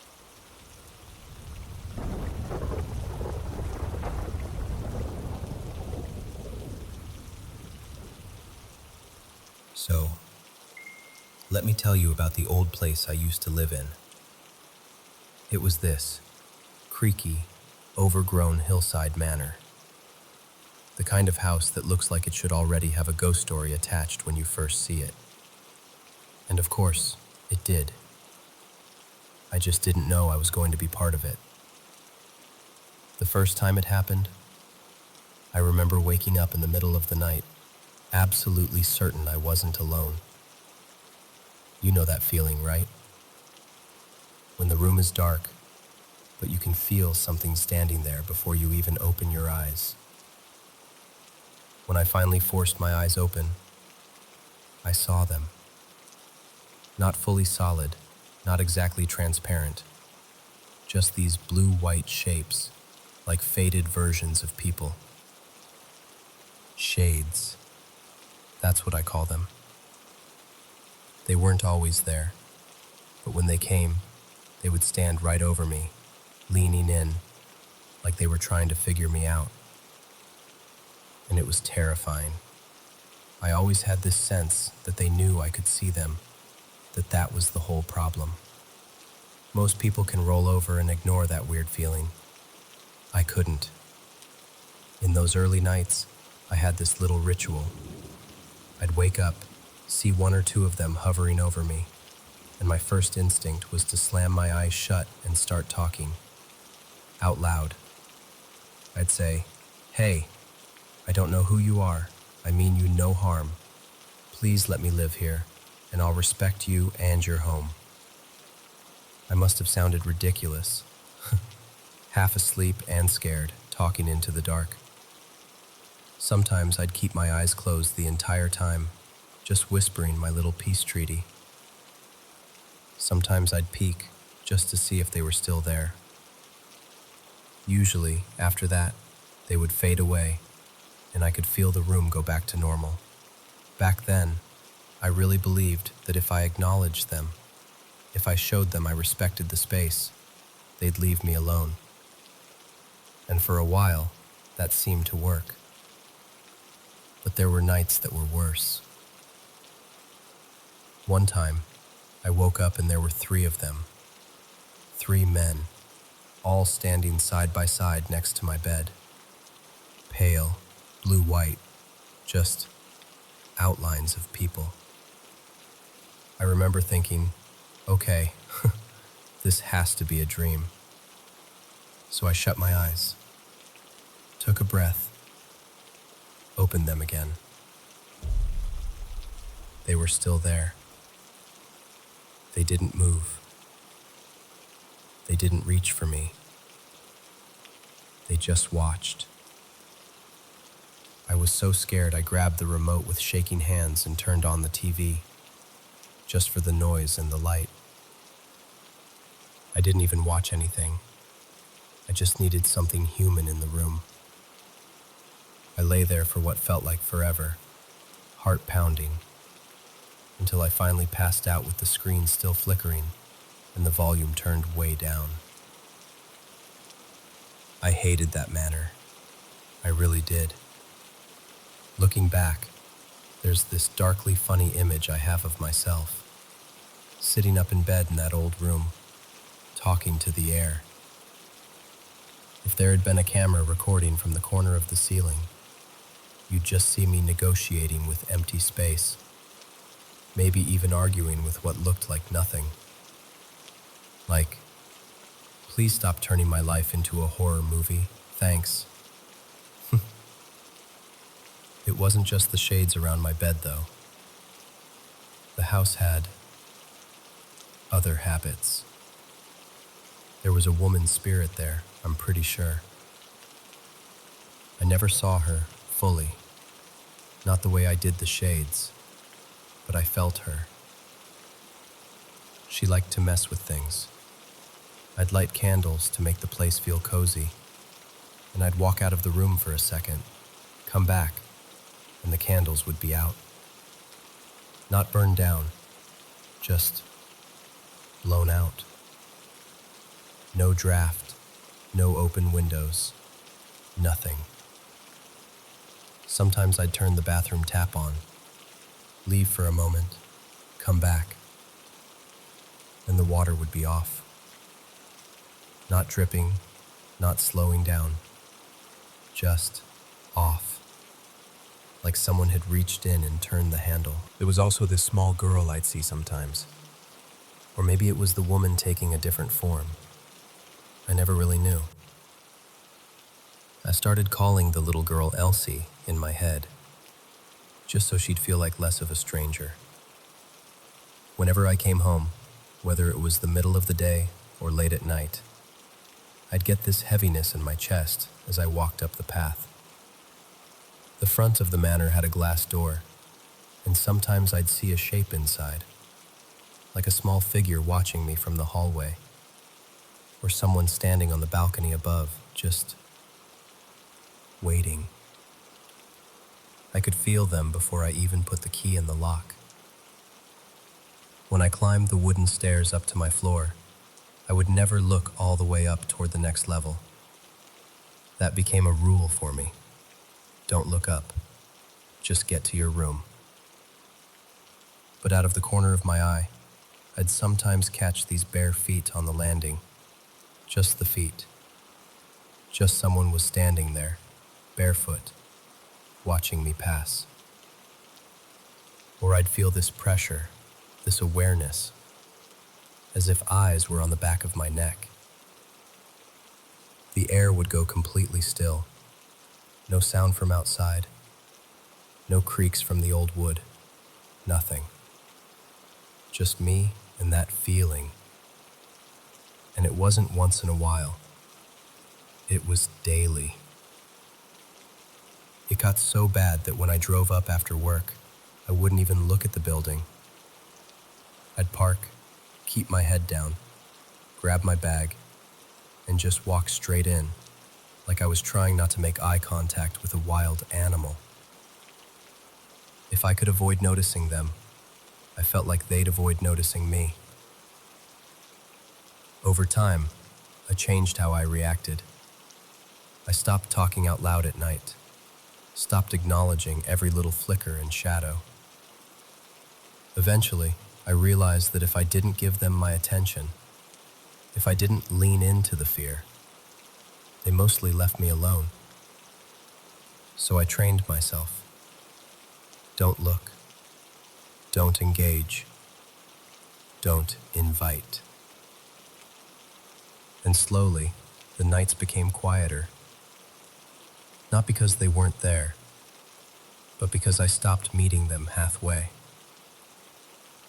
The funny thing is, the moment I moved out of that manor, into a perfectly normal little apartment across town, everything stopped. No shades standing over my bed. No candles mysteriously going out. No faucets turning themselves off. No bare feet at the top of the stairs. Just sleep. Just silence. Sometimes I wonder if they were tied to that house, or if they were drawn to me and just decided to let me go. But honestly, I don't dig too deep into that question. All I know is, in that old hillside manor, I was never really alone. And now, in my new place, when I close my eyes at night, there's no one standing over me. And I'm okay with not seeing shades anymore. I think they've had enough of me. And I've definitely had enough of them.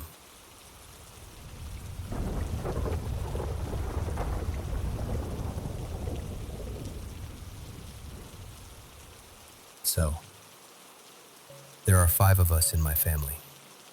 My mom, my dad, my 2 sisters, Mira and Lila, and me. I'm Arun. Back then, we were living in this small, rented house at the end of a quiet lane. It wasn't creepy at first or anything. It was just normal. But after a few weeks, I started noticing strange little things whenever I was alone. Like, I'd be in the kitchen making tea, and suddenly a spoon would slip off the counter and clatter to the floor, even though it was nowhere near the edge.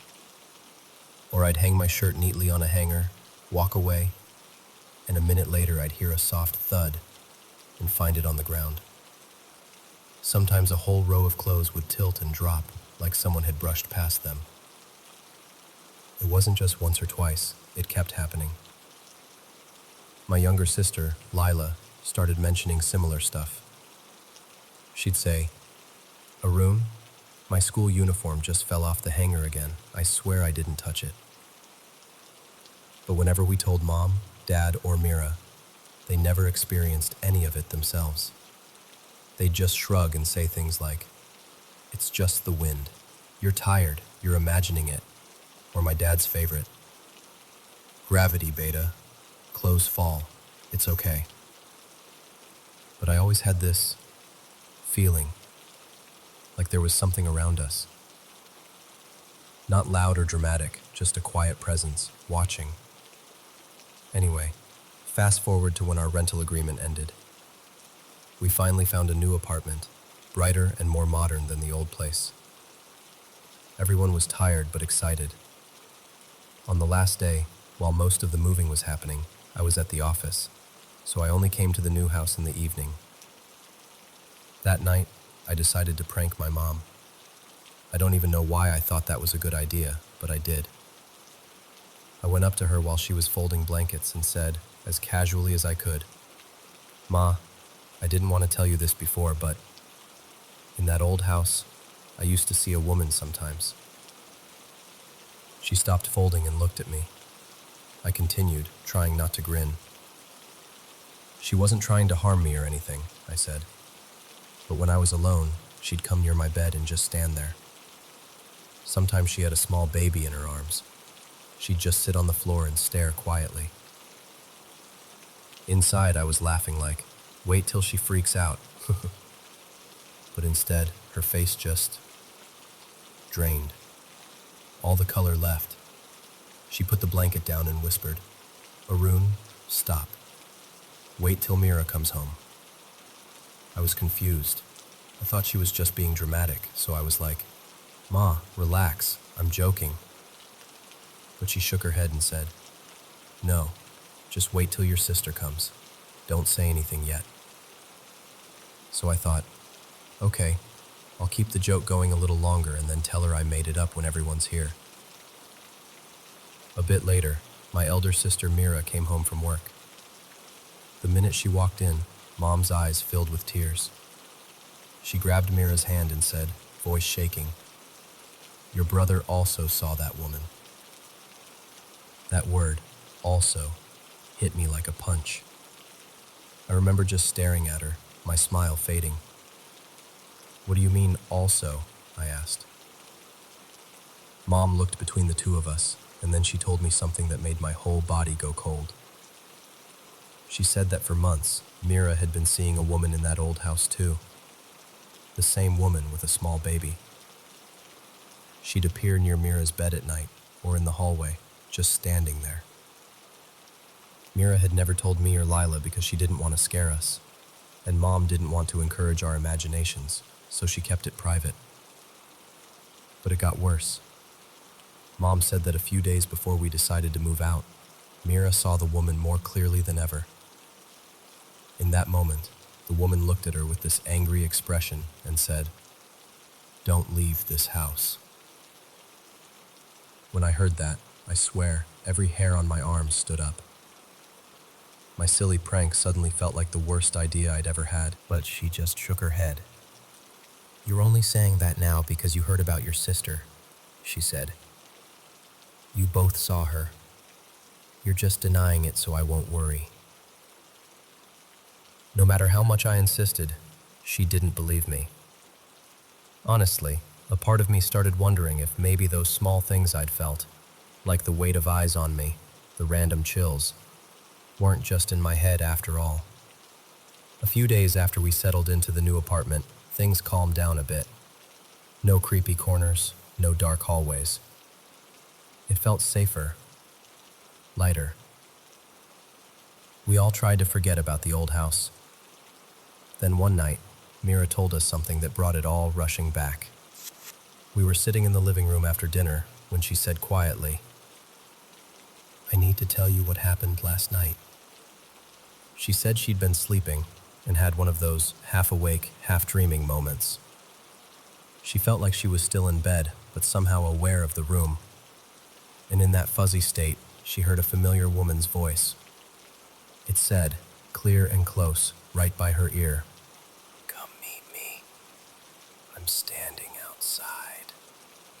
Mira told us she felt this strong pull, like she had to listen. In her dream, she got out of bed and walked toward the window. Her hand was literally on the latch. She was about to open it when suddenly she snapped fully awake, heart racing, still standing near the window in the dark room. She didn't know if she had actually walked there in her sleep or just dreamed it, but the feeling stayed with her. She said the voice was the same woman, the same tone. And here's the part that really unsettles me. In this new place, those small, strange things started happening again.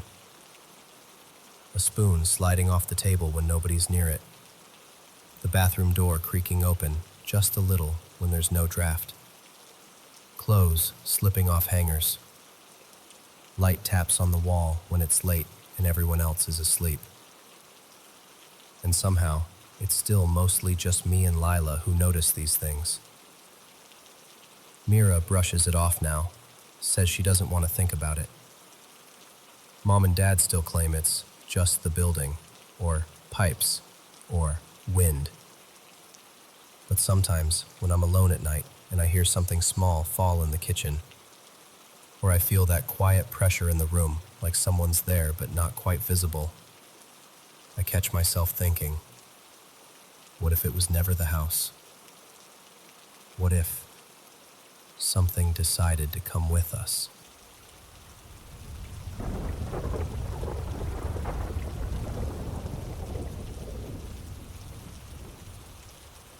So, this was about 9 months ago, right at the end of winter. For a few nights in a row, my sleep had just fallen apart. I'd lie there, exhausted, but my brain refused to switch off. You know that feeling where you're tired in your bones, but your mind is running laps? That was me. One morning, after barely sleeping again, I just snapped and thought, okay, that's it. I'm going for a run. Maybe if I exhaust myself, I'll finally sleep. It was freezing. The kind of cold where the air bites your face.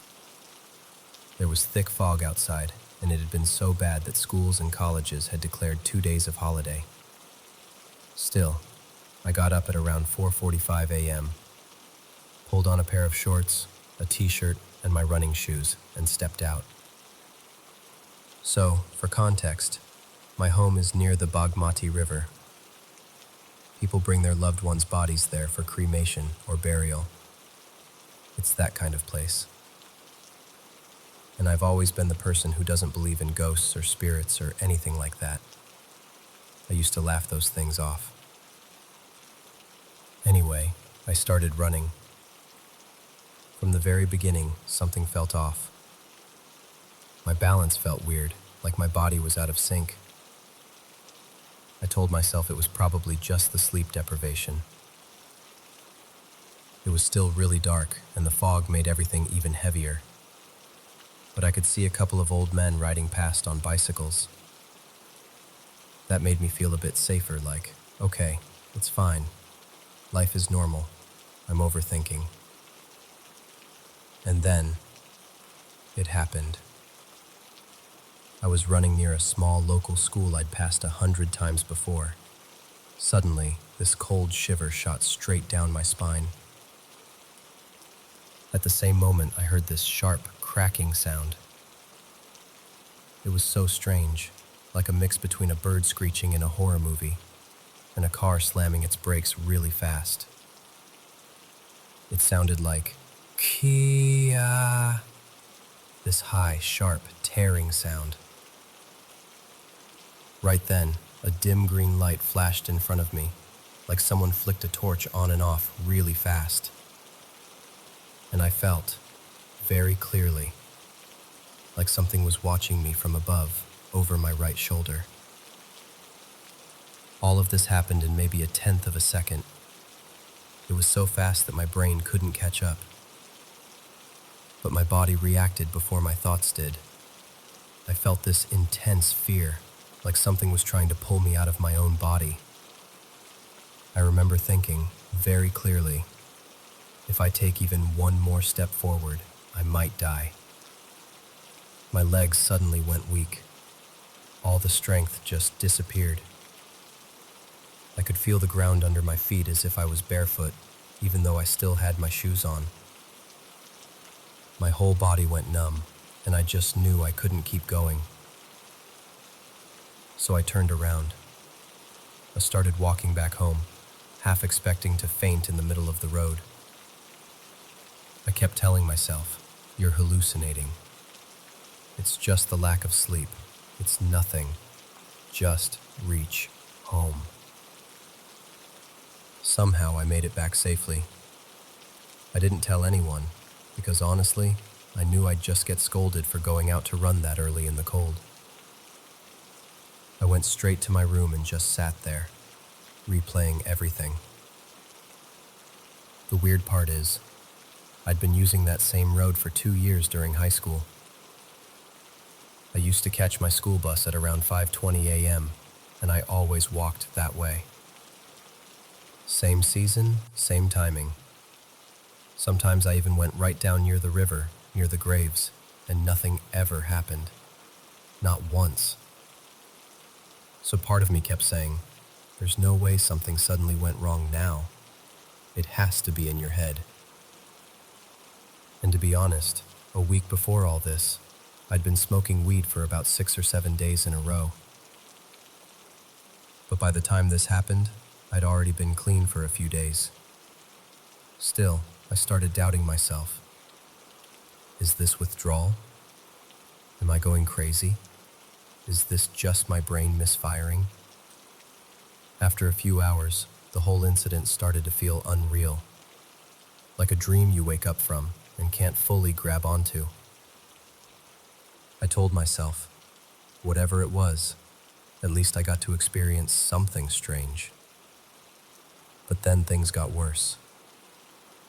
What's wrong with me? Why am I like this? My appetite vanished. I couldn't focus. I lost interest in everything. I didn't even want to touch my phone, which for me was a big red flag. Finally, I told my dad. let's call him Ajay, about how I was feeling, but not the full story about the green light and the river. Just the anxiety, the panic, the not sleeping.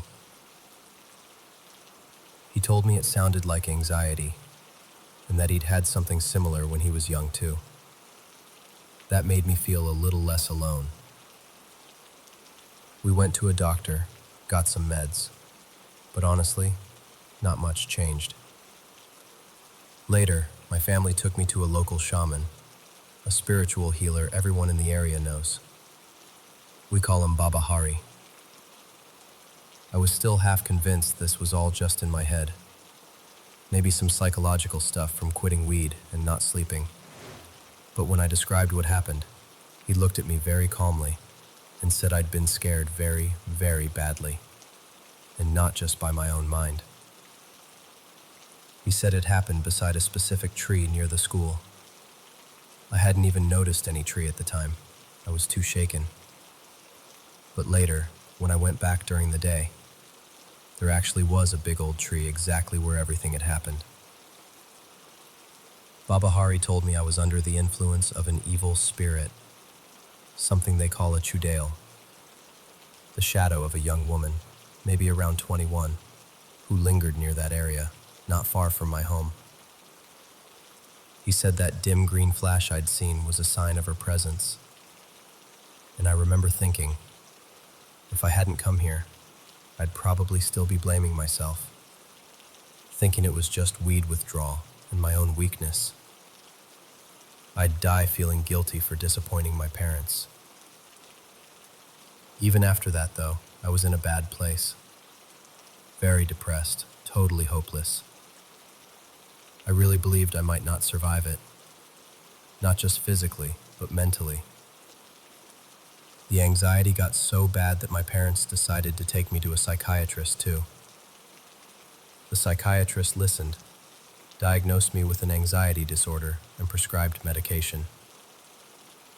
He told me to keep taking it for at least 2 years. I'll be honest, I only took it for about 5 months.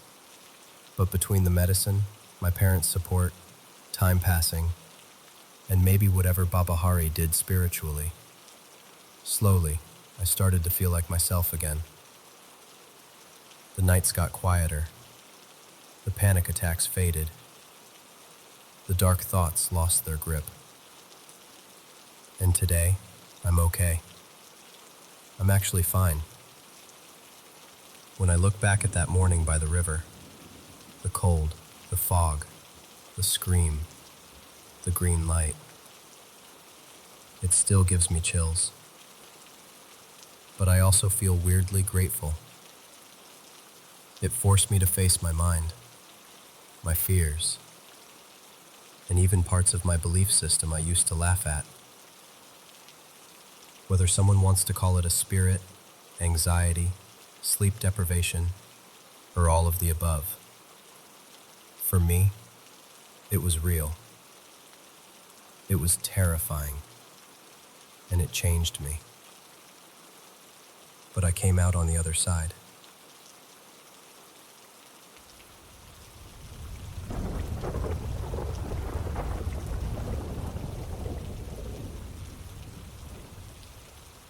So, hey, I'm 21 now, and I've had a bunch of weird little moments in my life that I definitely label as not normal. This one has been living rent-free in my head for years, so I figured I'd tell it like I remember it. Back then, I was around 9 or 10. My mom had moved us into this new place a couple years before, and the house was just off. The layout was strange, and the energy felt heavy, like the air was thicker than it should be. Instead of a normal front door facing the street, the house was sort of turned sideways. You had to walk down this narrow side path, go through a metal gate, and then you'd hit the actual front door. Because of that, we ended up hanging out a lot in this weird mix of front yard, backyard by the gate. That's where we'd wait for people to arrive. I've got an older brother and an older sister who lived a few hours away back then, like a 2 to 3 hour drive. And there's a pretty big age gap, like 12 to 13 years. They'd come visit when they could and stay for a weekend or a few days.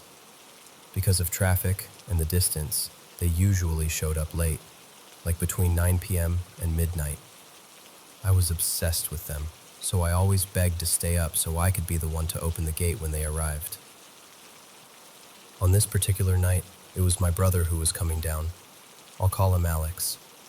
That alone was rare, because he was always the busy one with work and friends. My sister, let's call her Maya, couldn't make it that trip, and I remember missing her a lot. We're a tight little trio. Whenever Maya visited, she never really called me by my real name. She always used my nickname, Bug, or Bugs, when she was being silly. She'd stand outside the gate and call, "Bug, Bugs," and I'd go running to let her in. So anyway, that night, it's late, closer to 12:30 or 1 a.m., and I'm outside with Alex and my stepdad. My stepdad, who I'll call Rafa, is from this tiny farming town in central Mexico. He's one of those people who fully believes in paranormal stuff. His attitude is basically, if it's weird and you can't explain it, don't mess with it. And he loves to tease me about getting scared. We're all out there in the yard by the gate, just talking, and the conversation drifts into scary stories. Rafa starts sharing things he's heard back in his hometown. Voices in the fields, lights where there shouldn't be lights, that kind of thing. Then Alex starts talking about what he saw when he was younger, staying with relatives in Mexico, and even strange things he'd noticed in the house where I was born. I remember I was really into it, hanging on to every word of this creepy story Alex was telling. He was in the middle of describing something weird he'd seen in the hallway one night when, clear as day, from the direction of the gate, I hear, "Bug." Then again, louder, urgent, "Bugs." It was my sister's voice. Not kind of like her voice, not similar vibe. It was her voice. I didn't even think. I just shot up and ran straight to the gate, heart pounding, totally expecting to see Maya standing there with her overnight bag, laughing. There was no one. The street was quiet, the gate was closed, and there wasn't even a car driving by. Just that weird, heavy silence. As I'm standing there confused, I hear Alex behind me, rushing up. He looks freaked out and goes, "Wait, where is she?" We just stare at each other. He was about 24 or 25 then, a grown man, and I was this little 10-year-old kid, and we both heard the exact same thing. He asked me, "You heard her too, right? She called you." And I was like, "Yeah, she said bug, and then bugs. Twice." And his face just went pale, because that's exactly what he heard too. We go back over it, trying to make sense of it. It was Maya's voice. It came from the gate area. She always called me that nickname when she arrived. We go tell Rafa what happened, and even he gets unsettled, which was scary, because he was usually the one laughing things off or making jokes. He kind of looks around, shakes his head, and goes, "Bueno, ya metanse." Basically, "Okay, go inside." So we do. We lock the door, sit there for a minute, and then all three of us decide to call Maya just to make sure she isn't somehow outside or on her way. She picks up, sounding totally normal, a little sleepy. She tells us she's at her apartment, nowhere near us, and she hasn't left the city at all that night. She definitely wasn't outside our house, and she definitely hadn't called my nickname through a gate. After we hang up, it gets really quiet.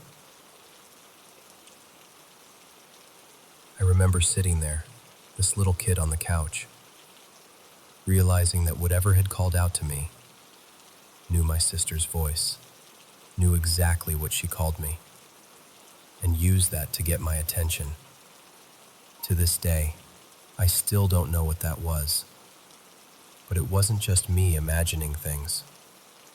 My brother heard it too, word for word. And that's the part that still gives me chills.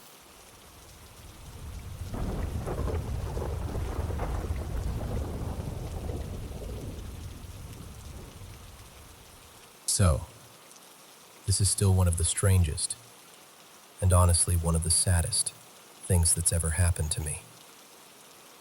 It was about 5 years ago, but even now I sometimes lie awake thinking, was that somehow my fault? Or do I have some kind of weird power I don't understand? I know it sounds irrational, but that's where my mind goes. Anyway, let me start from the beginning. 5 years back, me and my friend, let's call him Mikael, were working as car bodywork apprentices in Norway.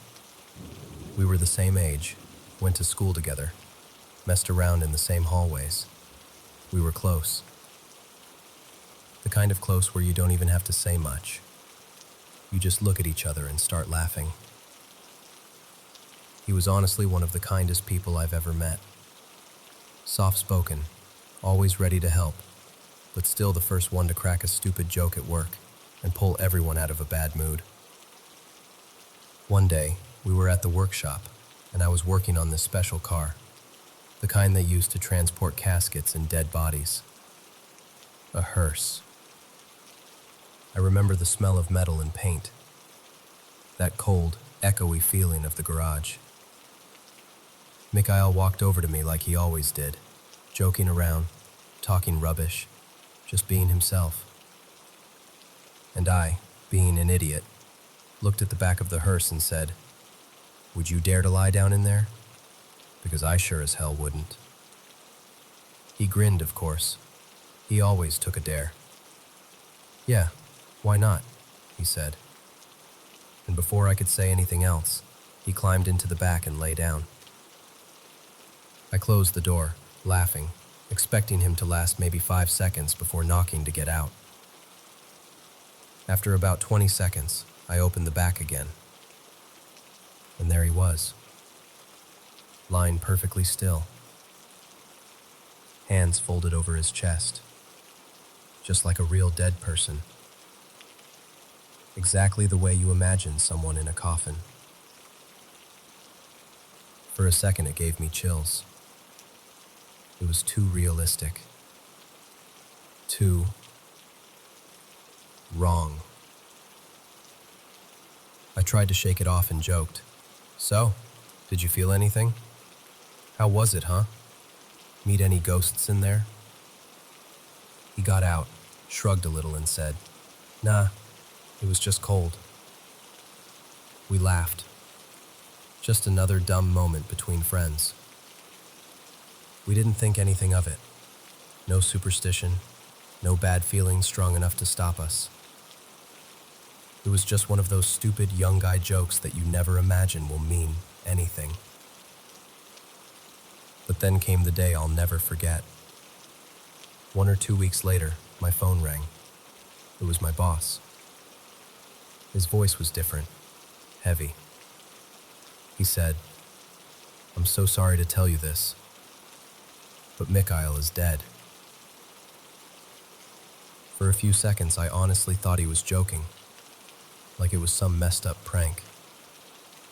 Then he kept talking, and my brain just froze. I can't even remember his exact words, just fragments. Car accident. On the way to a course. In another town. It felt like someone had reached inside my chest and just squeezed everything. Mikael had been driving to this work-related course. We had actually planned to go together. Right up to the last moment, the plan was, we ride there, side by side.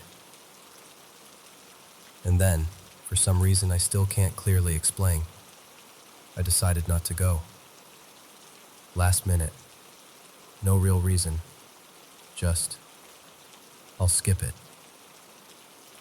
So he went alone. He died in a tunnel. The tunnel is near my town. The strange thing is, he didn't even live there. He was from another town. The tunnel is called something else in real life, but let's just call it Nordhaven Tunnel. I lived in Nordhaven. He didn't. At first, it just felt like a horrible accident. Wrong place, wrong time. But a few years later, I found out more details. And that's when everything started to feel off. I found out that Mikhail's car had crossed into oncoming traffic and collided with a truck. And the truck driver? He was from my country.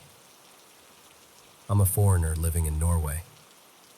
Of all the drivers on that road, of all the trucks he could have met in that exact moment, it was someone from my own country behind the wheel. And there's more.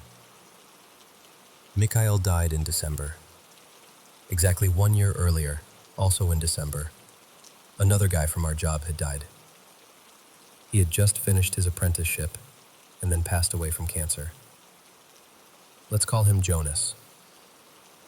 So 1 December, the newly finished apprentice dies of cancer. A year later, another apprentice, my friend, dies in a car accident. 2 young guys, same workplace, both apprentices, both gone in December. I know it might just be coincidence, but when you're the one standing in the middle of it, it feels like too much. And my mind kept going back to that moment in the hearse. My friend lies in the back of a car meant for the dead. A short time later, he dies. I was supposed to be with him that day, in the car to the course, but I wasn't. The truck that hit him was driven by someone from my country. Another apprentice from the same job had died just a year before. All these little pieces, piling up. It started to mess with my head. I kept asking myself, did I do something? Was it a sign? Is there something wrong with me? Logically, I know I don't control accidents. I know people die every day. I know coincidences happen. But the human brain doesn't always care about logic, especially when it's grieving and guilty and confused. And there's another part to my story. Let's call it part 2. It's not directly about Mikhail's accident. It's more about my family, and about this feeling that maybe, just maybe, there's something in my bloodline, some pattern, some shadow that keeps following us. After I first shared this story online, someone commented on my post before it got deleted. They wrote something like, "I hope you don't have any genes or problems related to this. Try to remember the good times. I won't be able to answer you why." And that stuck with me. Because that's exactly it, isn't it? None of us can really answer why. We can list the facts, draw lines between moments, circle the dates on the calendar. But the why just sits there, silent.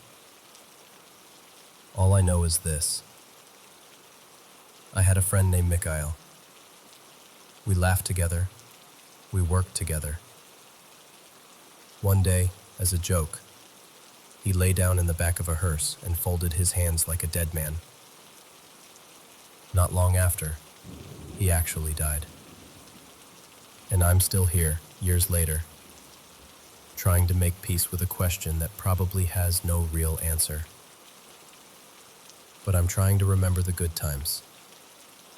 His stupid jokes, his kindness, the way he could make a whole workshop laugh with one sentence. If there's one thing I hold on to, it's that. He wasn't just the guy from the story. He was my friend. And he was so much more than the way he died.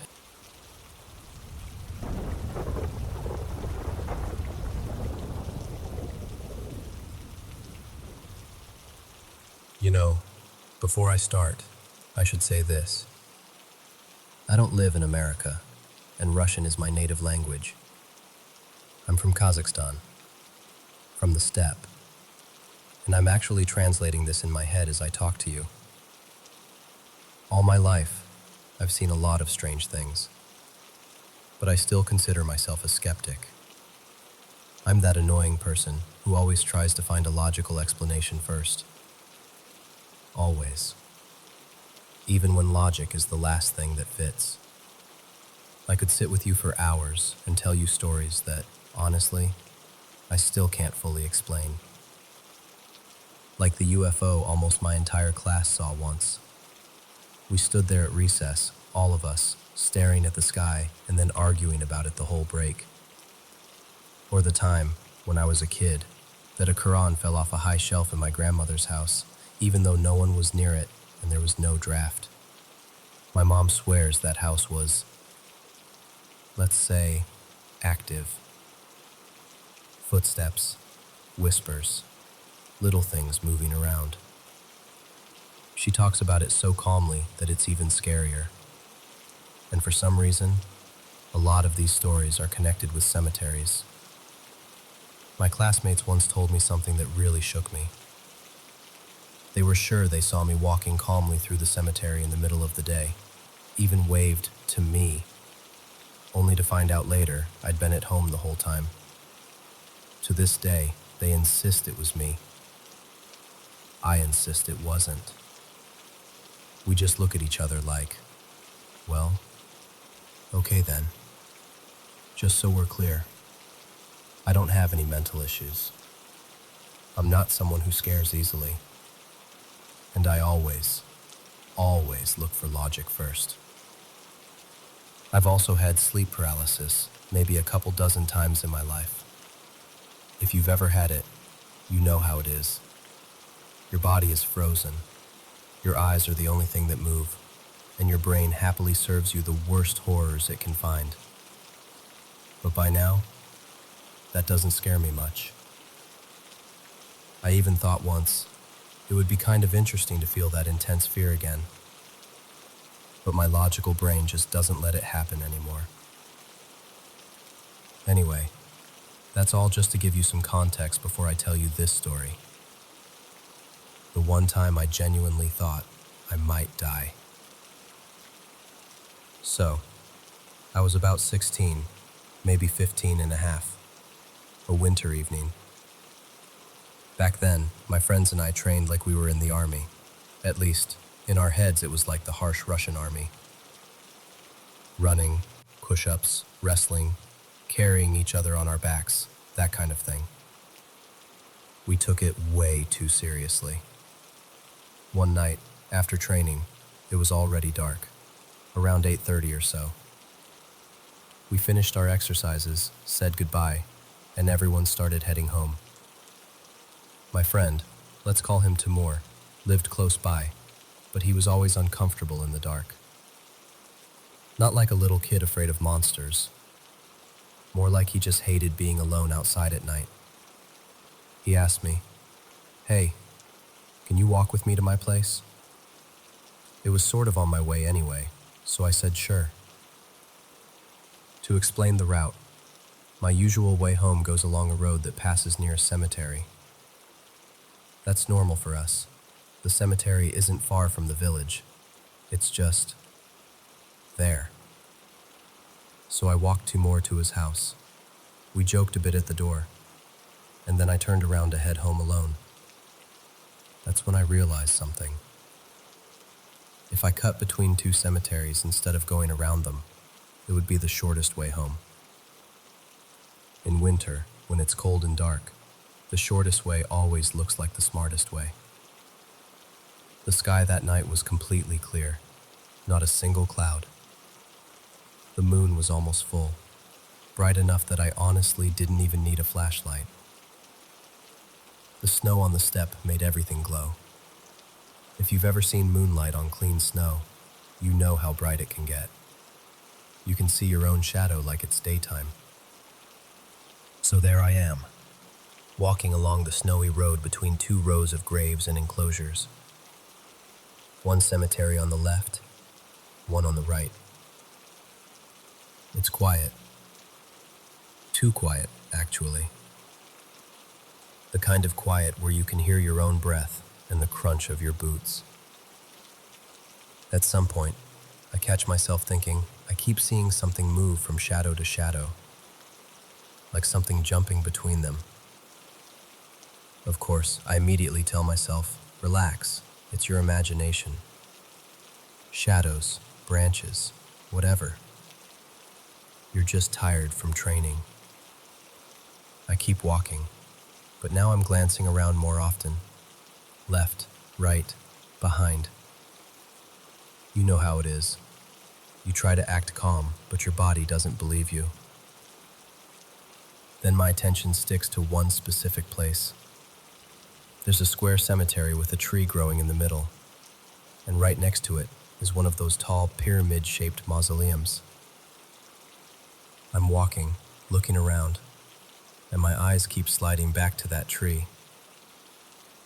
At first I can't figure out what's wrong with it. It's winter. All the other trees are bare, just branches against the sky. You can see through them, see the graves and fences behind them. But this one... I squint a little and suddenly realize this tree looks like it still has leaves. Not real leaves, but its crown is dense, solid, dark. The others are like skeletons. This one is just a black mass. So now I'm walking forward, trying to be logical. Maybe it's a different kind of tree. Maybe it's a bush. Maybe there's some cloth or something stuck in it. I keep analyzing it. At the same time, I just can't take my eyes off it. My steps are automatic. My whole attention is on this leafy tree. And then it hits me. Those aren't leaves.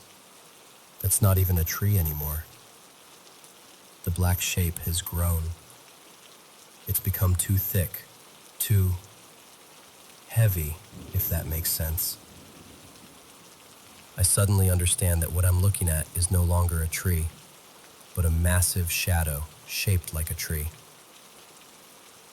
Taller than it should be, wider than it should be.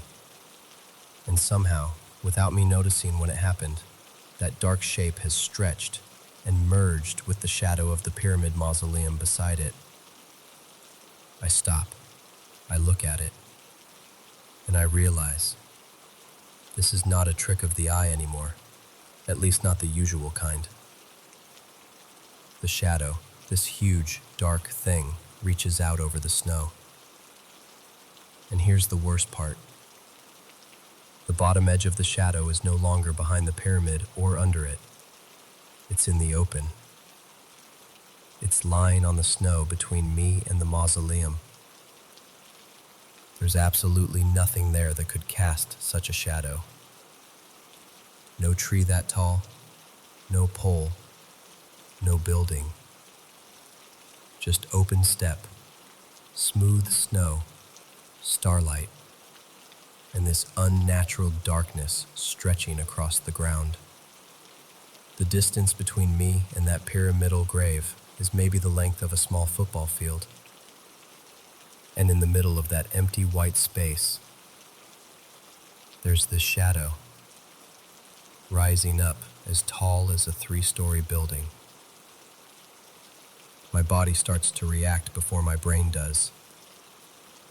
I feel that familiar sensation from sleep paralysis trying to creep in. Your limbs get heavy. Your breathing starts to slow down. Your muscles want to lock.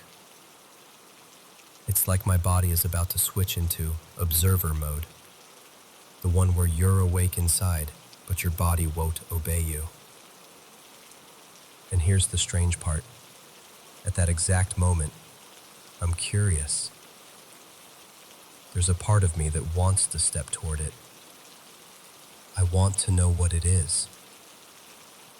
I want to see what happens if I walk straight into that shadow. Will I pass through it? Will it move? Will it notice me? But there's another part of me, very loud, very primal, screaming. If you go into that shadow, you're not coming back the same. Or at all.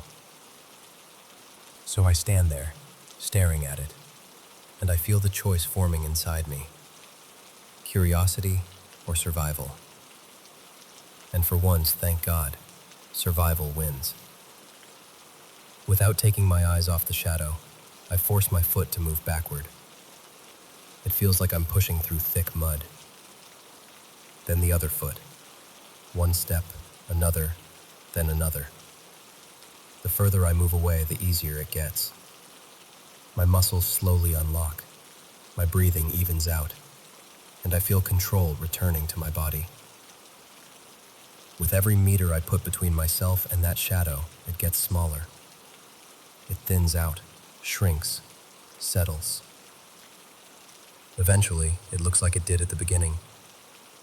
Just a tree next to a pyramid-shaped grave, with a normal winter shadow under the moonlight. I don't know how long I watched it. Maybe a few seconds, maybe a full minute. Then I made a very simple, very wise decision.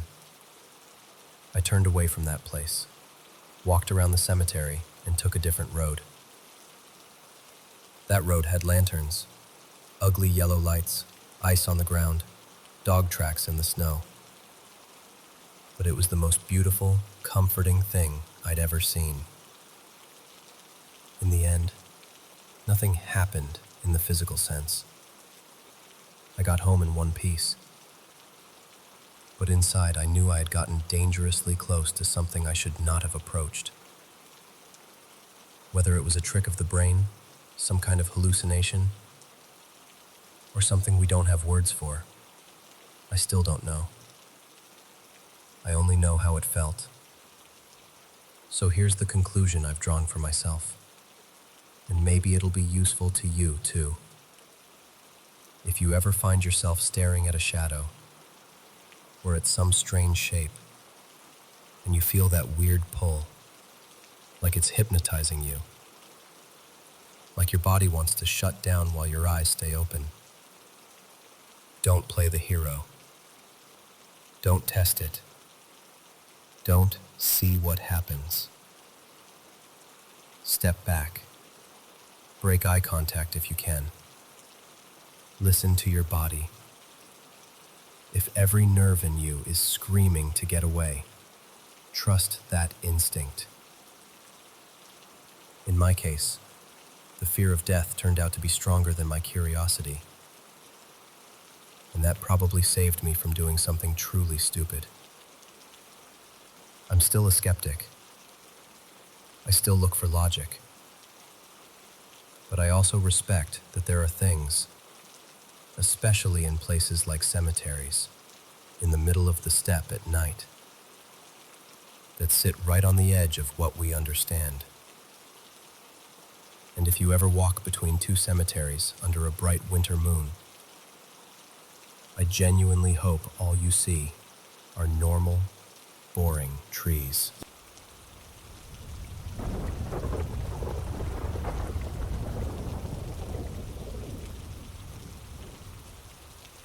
So, let me tell you a story about my dreams.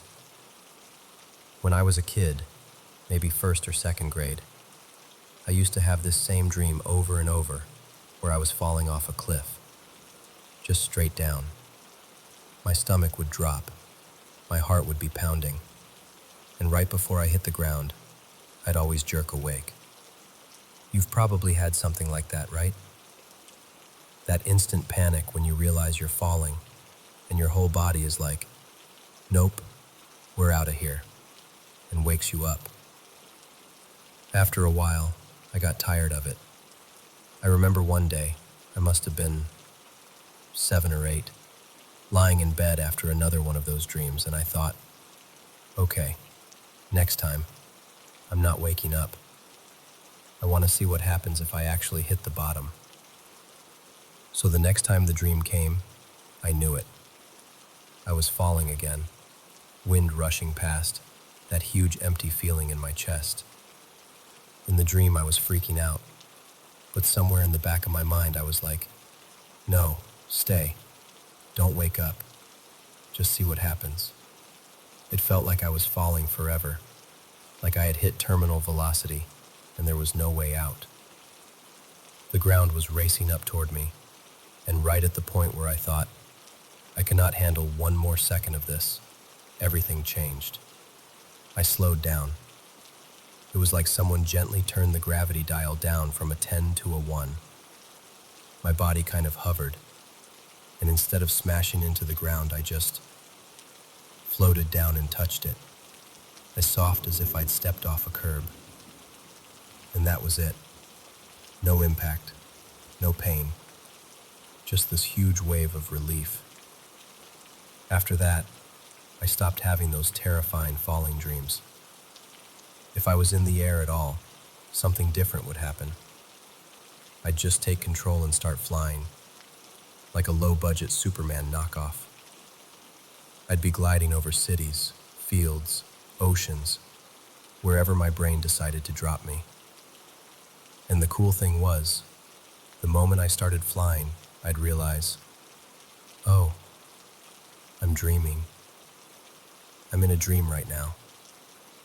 This was before I'd ever heard the term lucid dreaming. This was pre-internet, back in the late 70s, early 80s. I just thought, wow, it would be amazing if I could do this on purpose every night. It didn't happen right away, but over a few months I kind of trained myself. At first, I couldn't control the dream from the beginning, but once I was inside a dream, I'd know it was a dream. Even if I didn't have full control, there was that awareness, like this little narrator in my head going, relax, this isn't real. You're safe. Over the years, that awareness turned into actual control. At some point, I realized if I wanted to change something in the dream, I could. If I wanted to just let my mind run the show, I could do that too. I started treating it like a collaboration between me and my sleeping brain. And that's when I started using lucid dreaming to deal with nightmares. See, nightmares become a lot less scary when you know you're dreaming. Not great for the nightmare, but great for you. Instead of waking up the second something horrible happened, I'd stay. I'd be like, okay, if this is my dream, then I get superpowers. I get tools. I get backup. Sometimes it was like one of those old horror movies where the kids fight back using their dream powers. Except in my version, I actually won. I even had a dream once where this horror movie-style villain, like a mashup of every slasher character you can think of, showed up. And instead of running, I literally thought, nope, my house, my rules. And I took him out. It felt amazing. All of that got me really interested in dreams in general. I'd wake up thinking about them, writing bits down, wondering what they meant. Later on, when I finally did get internet access, I started searching for other people who'd had the same kinds of experiences. Before that, I'd just pick up random books about dreams from the library and obsess over them. There were a few dreams where I'd meet someone who felt different. They didn't feel like a part of my own mind. They felt too specific, too alive, like they had their own inner world that wasn't just mine. It made me wonder if, somehow, I was sharing a dream with someone else. So one night, while lucid, I met this person. Let's call them Riley. They had that same distinct presence, like they weren't just a background character. And in the dream, I thought, okay, this is it. This is the kind of person I've been curious about. Right there, inside the dream, I explained the idea to them.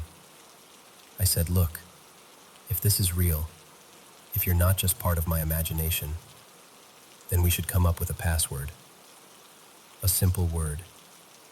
Something we can say if we ever meet in real life. That way, if we both remember it, we'll know this wasn't just in my head. We agreed it had to be something ordinary. Something you could slip into conversation without sounding too strange. And we both promised, still in the dream, to try really hard to remember each other and that word when we woke up, even though we knew how quickly dreams fade. The word we picked was something simple, like lantern. Just an everyday word, nothing mystical. But inside that dream, it felt charged, almost sacred. Then time passed. This was around high school for me, and life moved on. Eventually, I went off to college in a different city, up in Seattle. I wasn't really thinking about the dream anymore. I just remembered that feeling, and that there was a word, and a person, and a promise. One day I got off a bus downtown, right near this busy intersection where everyone's rushing around, and someone got off at the same stop. We were walking in the same direction, and we kind of glanced at each other, with that weird little spark of recognition you sometimes get, like, do I know you? Have we met before? We both did that awkward half-smile, half-stare thing, and I had this strange feeling in my chest, this little nudge.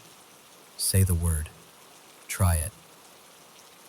So as we were talking, small talk at first, just where we were headed, what we were studying, I casually slipped the word lantern into the conversation. Totally out of context, but said in a way that you could almost justify. The moment I said it, their eyes went wide. They stopped walking, looked straight at me, and said, "Wait, hold on. It's you." My whole body lit up. I got chills.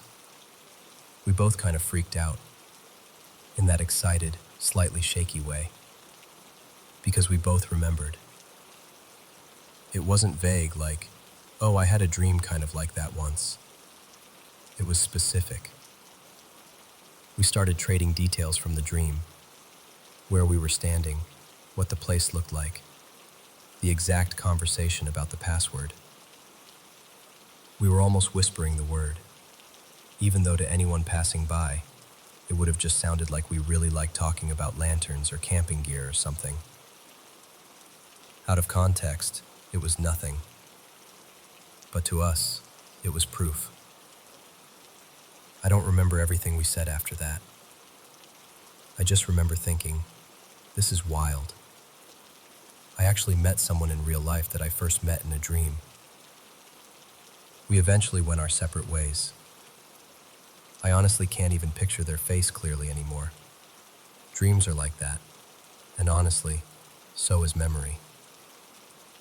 But that moment stuck with me. That feeling stuck with me.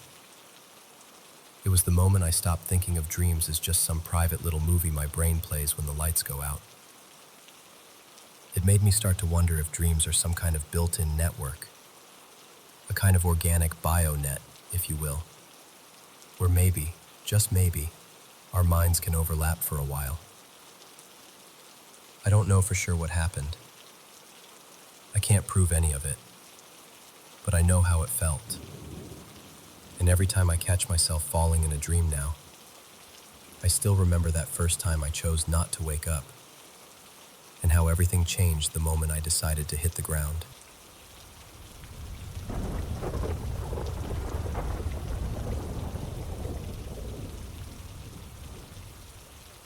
Two weird things happened in 2 days.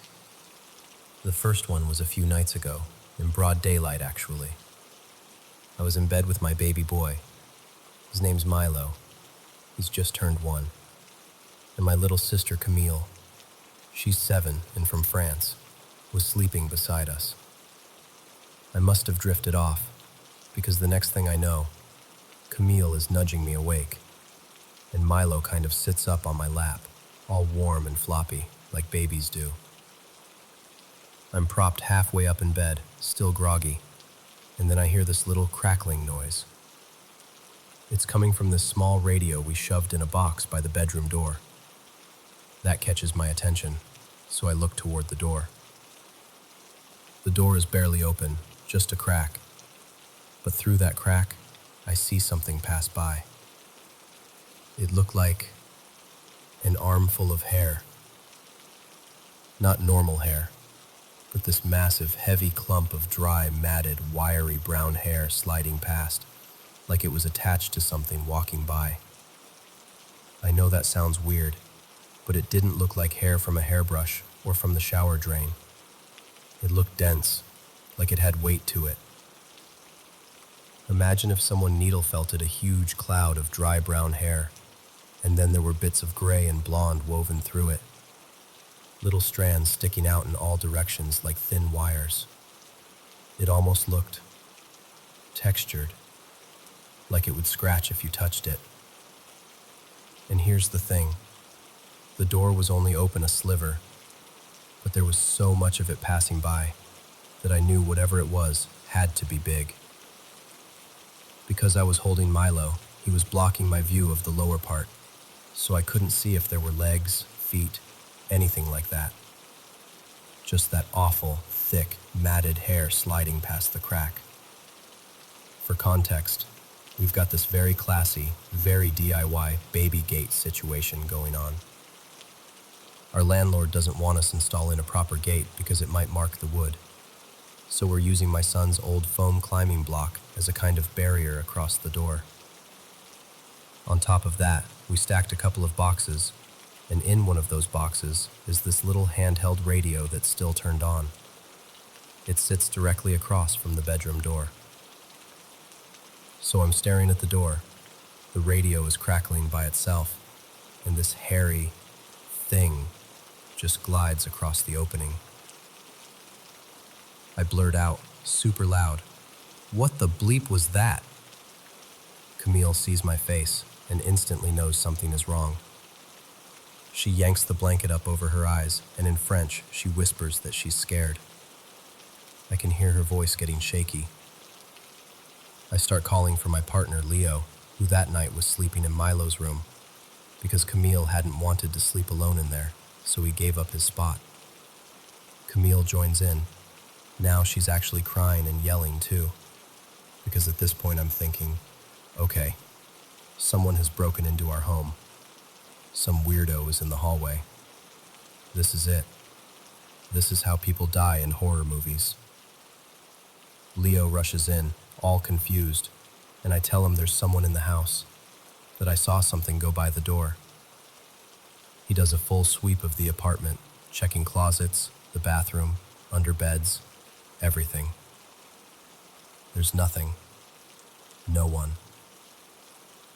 That was on the 13th.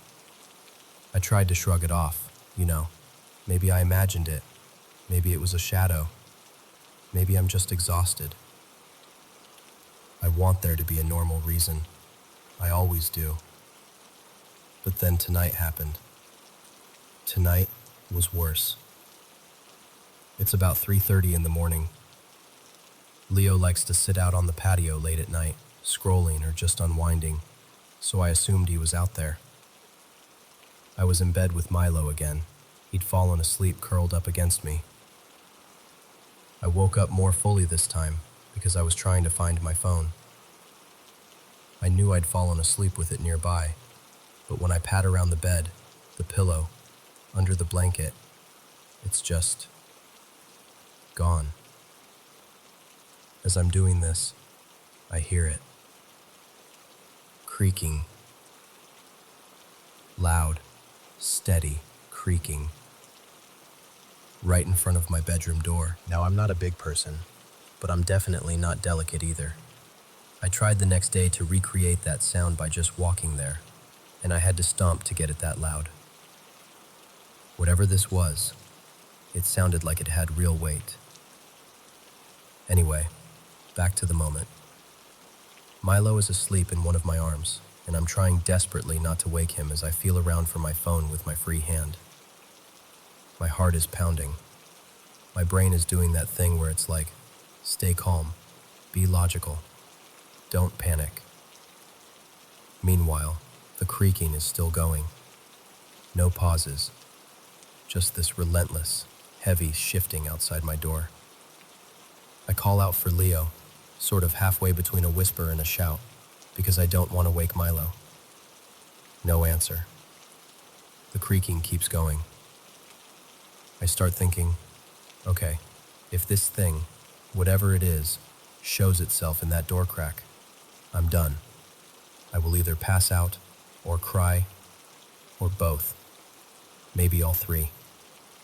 I call Leo's name again, louder this time, honestly expecting Milo to start fussing, but he doesn't even stir. He's still breathing all slow and peaceful against me, completely oblivious. I carefully put him down in the middle of the bed and keep searching for my phone. When I fell asleep earlier, he was below me in the middle of the mattress, so I figured maybe the phone slipped under him and moved when I picked him up. I lift the blankets, feel under him, check all around where he was. Nothing. Meanwhile, that creaking is still going on. Right at my door. No breaks. Just that 2-second rhythm. At this point, I'm sweating. I'm scared and mad and just done. I scream Leo's name. Right as I do, I hear another noise. The creaking stops, and I see Leo's face appear in the crack of the door. I just lose it. I yell at him. What the hell are you doing? Why are you standing in front of the door like that and not answering me? He looks completely confused. He goes, "What? I just came out of the bathroom. I heard you." Now, our bathroom is to the left of the bedroom. It's tiled, no wood floor in there. So those creaking sounds? That wasn't him standing on the wood outside my door, shifting around. I ask him, "You weren't just standing right here like a creep? You weren't pacing or something?" And he's like, "No, I swear. I was in the kitchen and then went to the bathroom. You must have been dreaming." Here's the thing. If he'd been in the kitchen, I would have heard him. The kitchen floor and the hallway both creak. There's no way he could have been stomping around out there for almost 10 minutes without me hearing him walking to and from the bathroom too. And I wasn't lying down. I was sitting up, actively searching for my phone. I was awake. Leo knows I'm sensitive to this kind of thing. I've had stuff happen all my life. I could probably fill a whole book with ghost stories, and normally he's pretty good about validating me. This time, though, he kind of half shrugged it off, saying maybe I was in some half-sleep state or something. And I get why he'd say that. Honestly, it's one of the explanations I'm considering too. We've lived in this place since September, and nothing weird has happened until this month. The only other tiny thing was once I thought I saw a little figure in the kitchen about the height of my son in my peripheral vision. I joked that Milo was astral projecting while he napped. I used to do a lot of astral travel when I was younger, so it's kind of a running joke between me and myself. The last few nights, though, I haven't been out on the patio with Leo like usual, listening to creepy Reddit stories and laughing. My health has been rough. I have lupus and PSA, and lately my treatments have not been going great. Today was actually the first day I took a new biologic, and it's made me feel pretty sick. I even broke out in a couple of hives. So I'm extra tired, falling asleep during shows I want to stay awake for after Milo goes to bed. So I checked the floor. I tried reproducing the creaks with my own weight. I retraced where my phone could have gone. I went over everything with that logical, nerdy part of my brain. And here's where it gets even weirder. After all this, after Leo and I talk and things calm down, I finally spot my phone. It's on my desk, right next to my head, within arm's reach. Like, if it had been there the whole time, I would have seen it. I swear to you, I would have. It was literally right there, screen down, as if it had just appeared again where it should have been from the start. So now my brain is trying to make sense of it all. The weird matted hair thing I saw a couple of days before. The creaking. The missing but not missing phone. Leo being in a totally different place than where the sounds were coming from. My son asleep through everything. My own exhaustion. The new meds. The most honest way I can put it is this. It felt, for a moment, like me and Milo were in a slightly different version of reality. Just a hair to the left of everyone else in the apartment. Like we were in the same place, but not synced up. And whatever was standing at my door, whatever was crossing that hallway with all that heavy, matted hair, belonged more to that other place. I even asked my friend Nolan, he's kind of my go-to spiritual/nerdy hybrid friend, if he'd ever heard of people feeling like they're trapped in some other layer of their own home while everyone else is just living normally around them. He said he has heard stories like that, about people being out of phase or whatever you want to call it. Maybe I was just in a weird sleep state. Maybe the medication and the fatigue made me hallucinate. Those are real possibilities, and I take them seriously. But both experiences, back to back like that, it's a lot to write off as coincidence. Right now, I'm surprisingly calm. There's a part of me that wants to freak out, but the bigger part of me is just watching, observing, taking mental notes like, okay, if this happens again, what time is it? What's the light like? Who's awake? Where's the phone really? I love this home. Up until this month, I've never felt anything bad here. And even now, I don't feel like whatever this is wants to hurt us. I'm cautious, but I'm not living in constant fear. So that's where I'm at. Half scientist, half ghost magnet, very tired mom.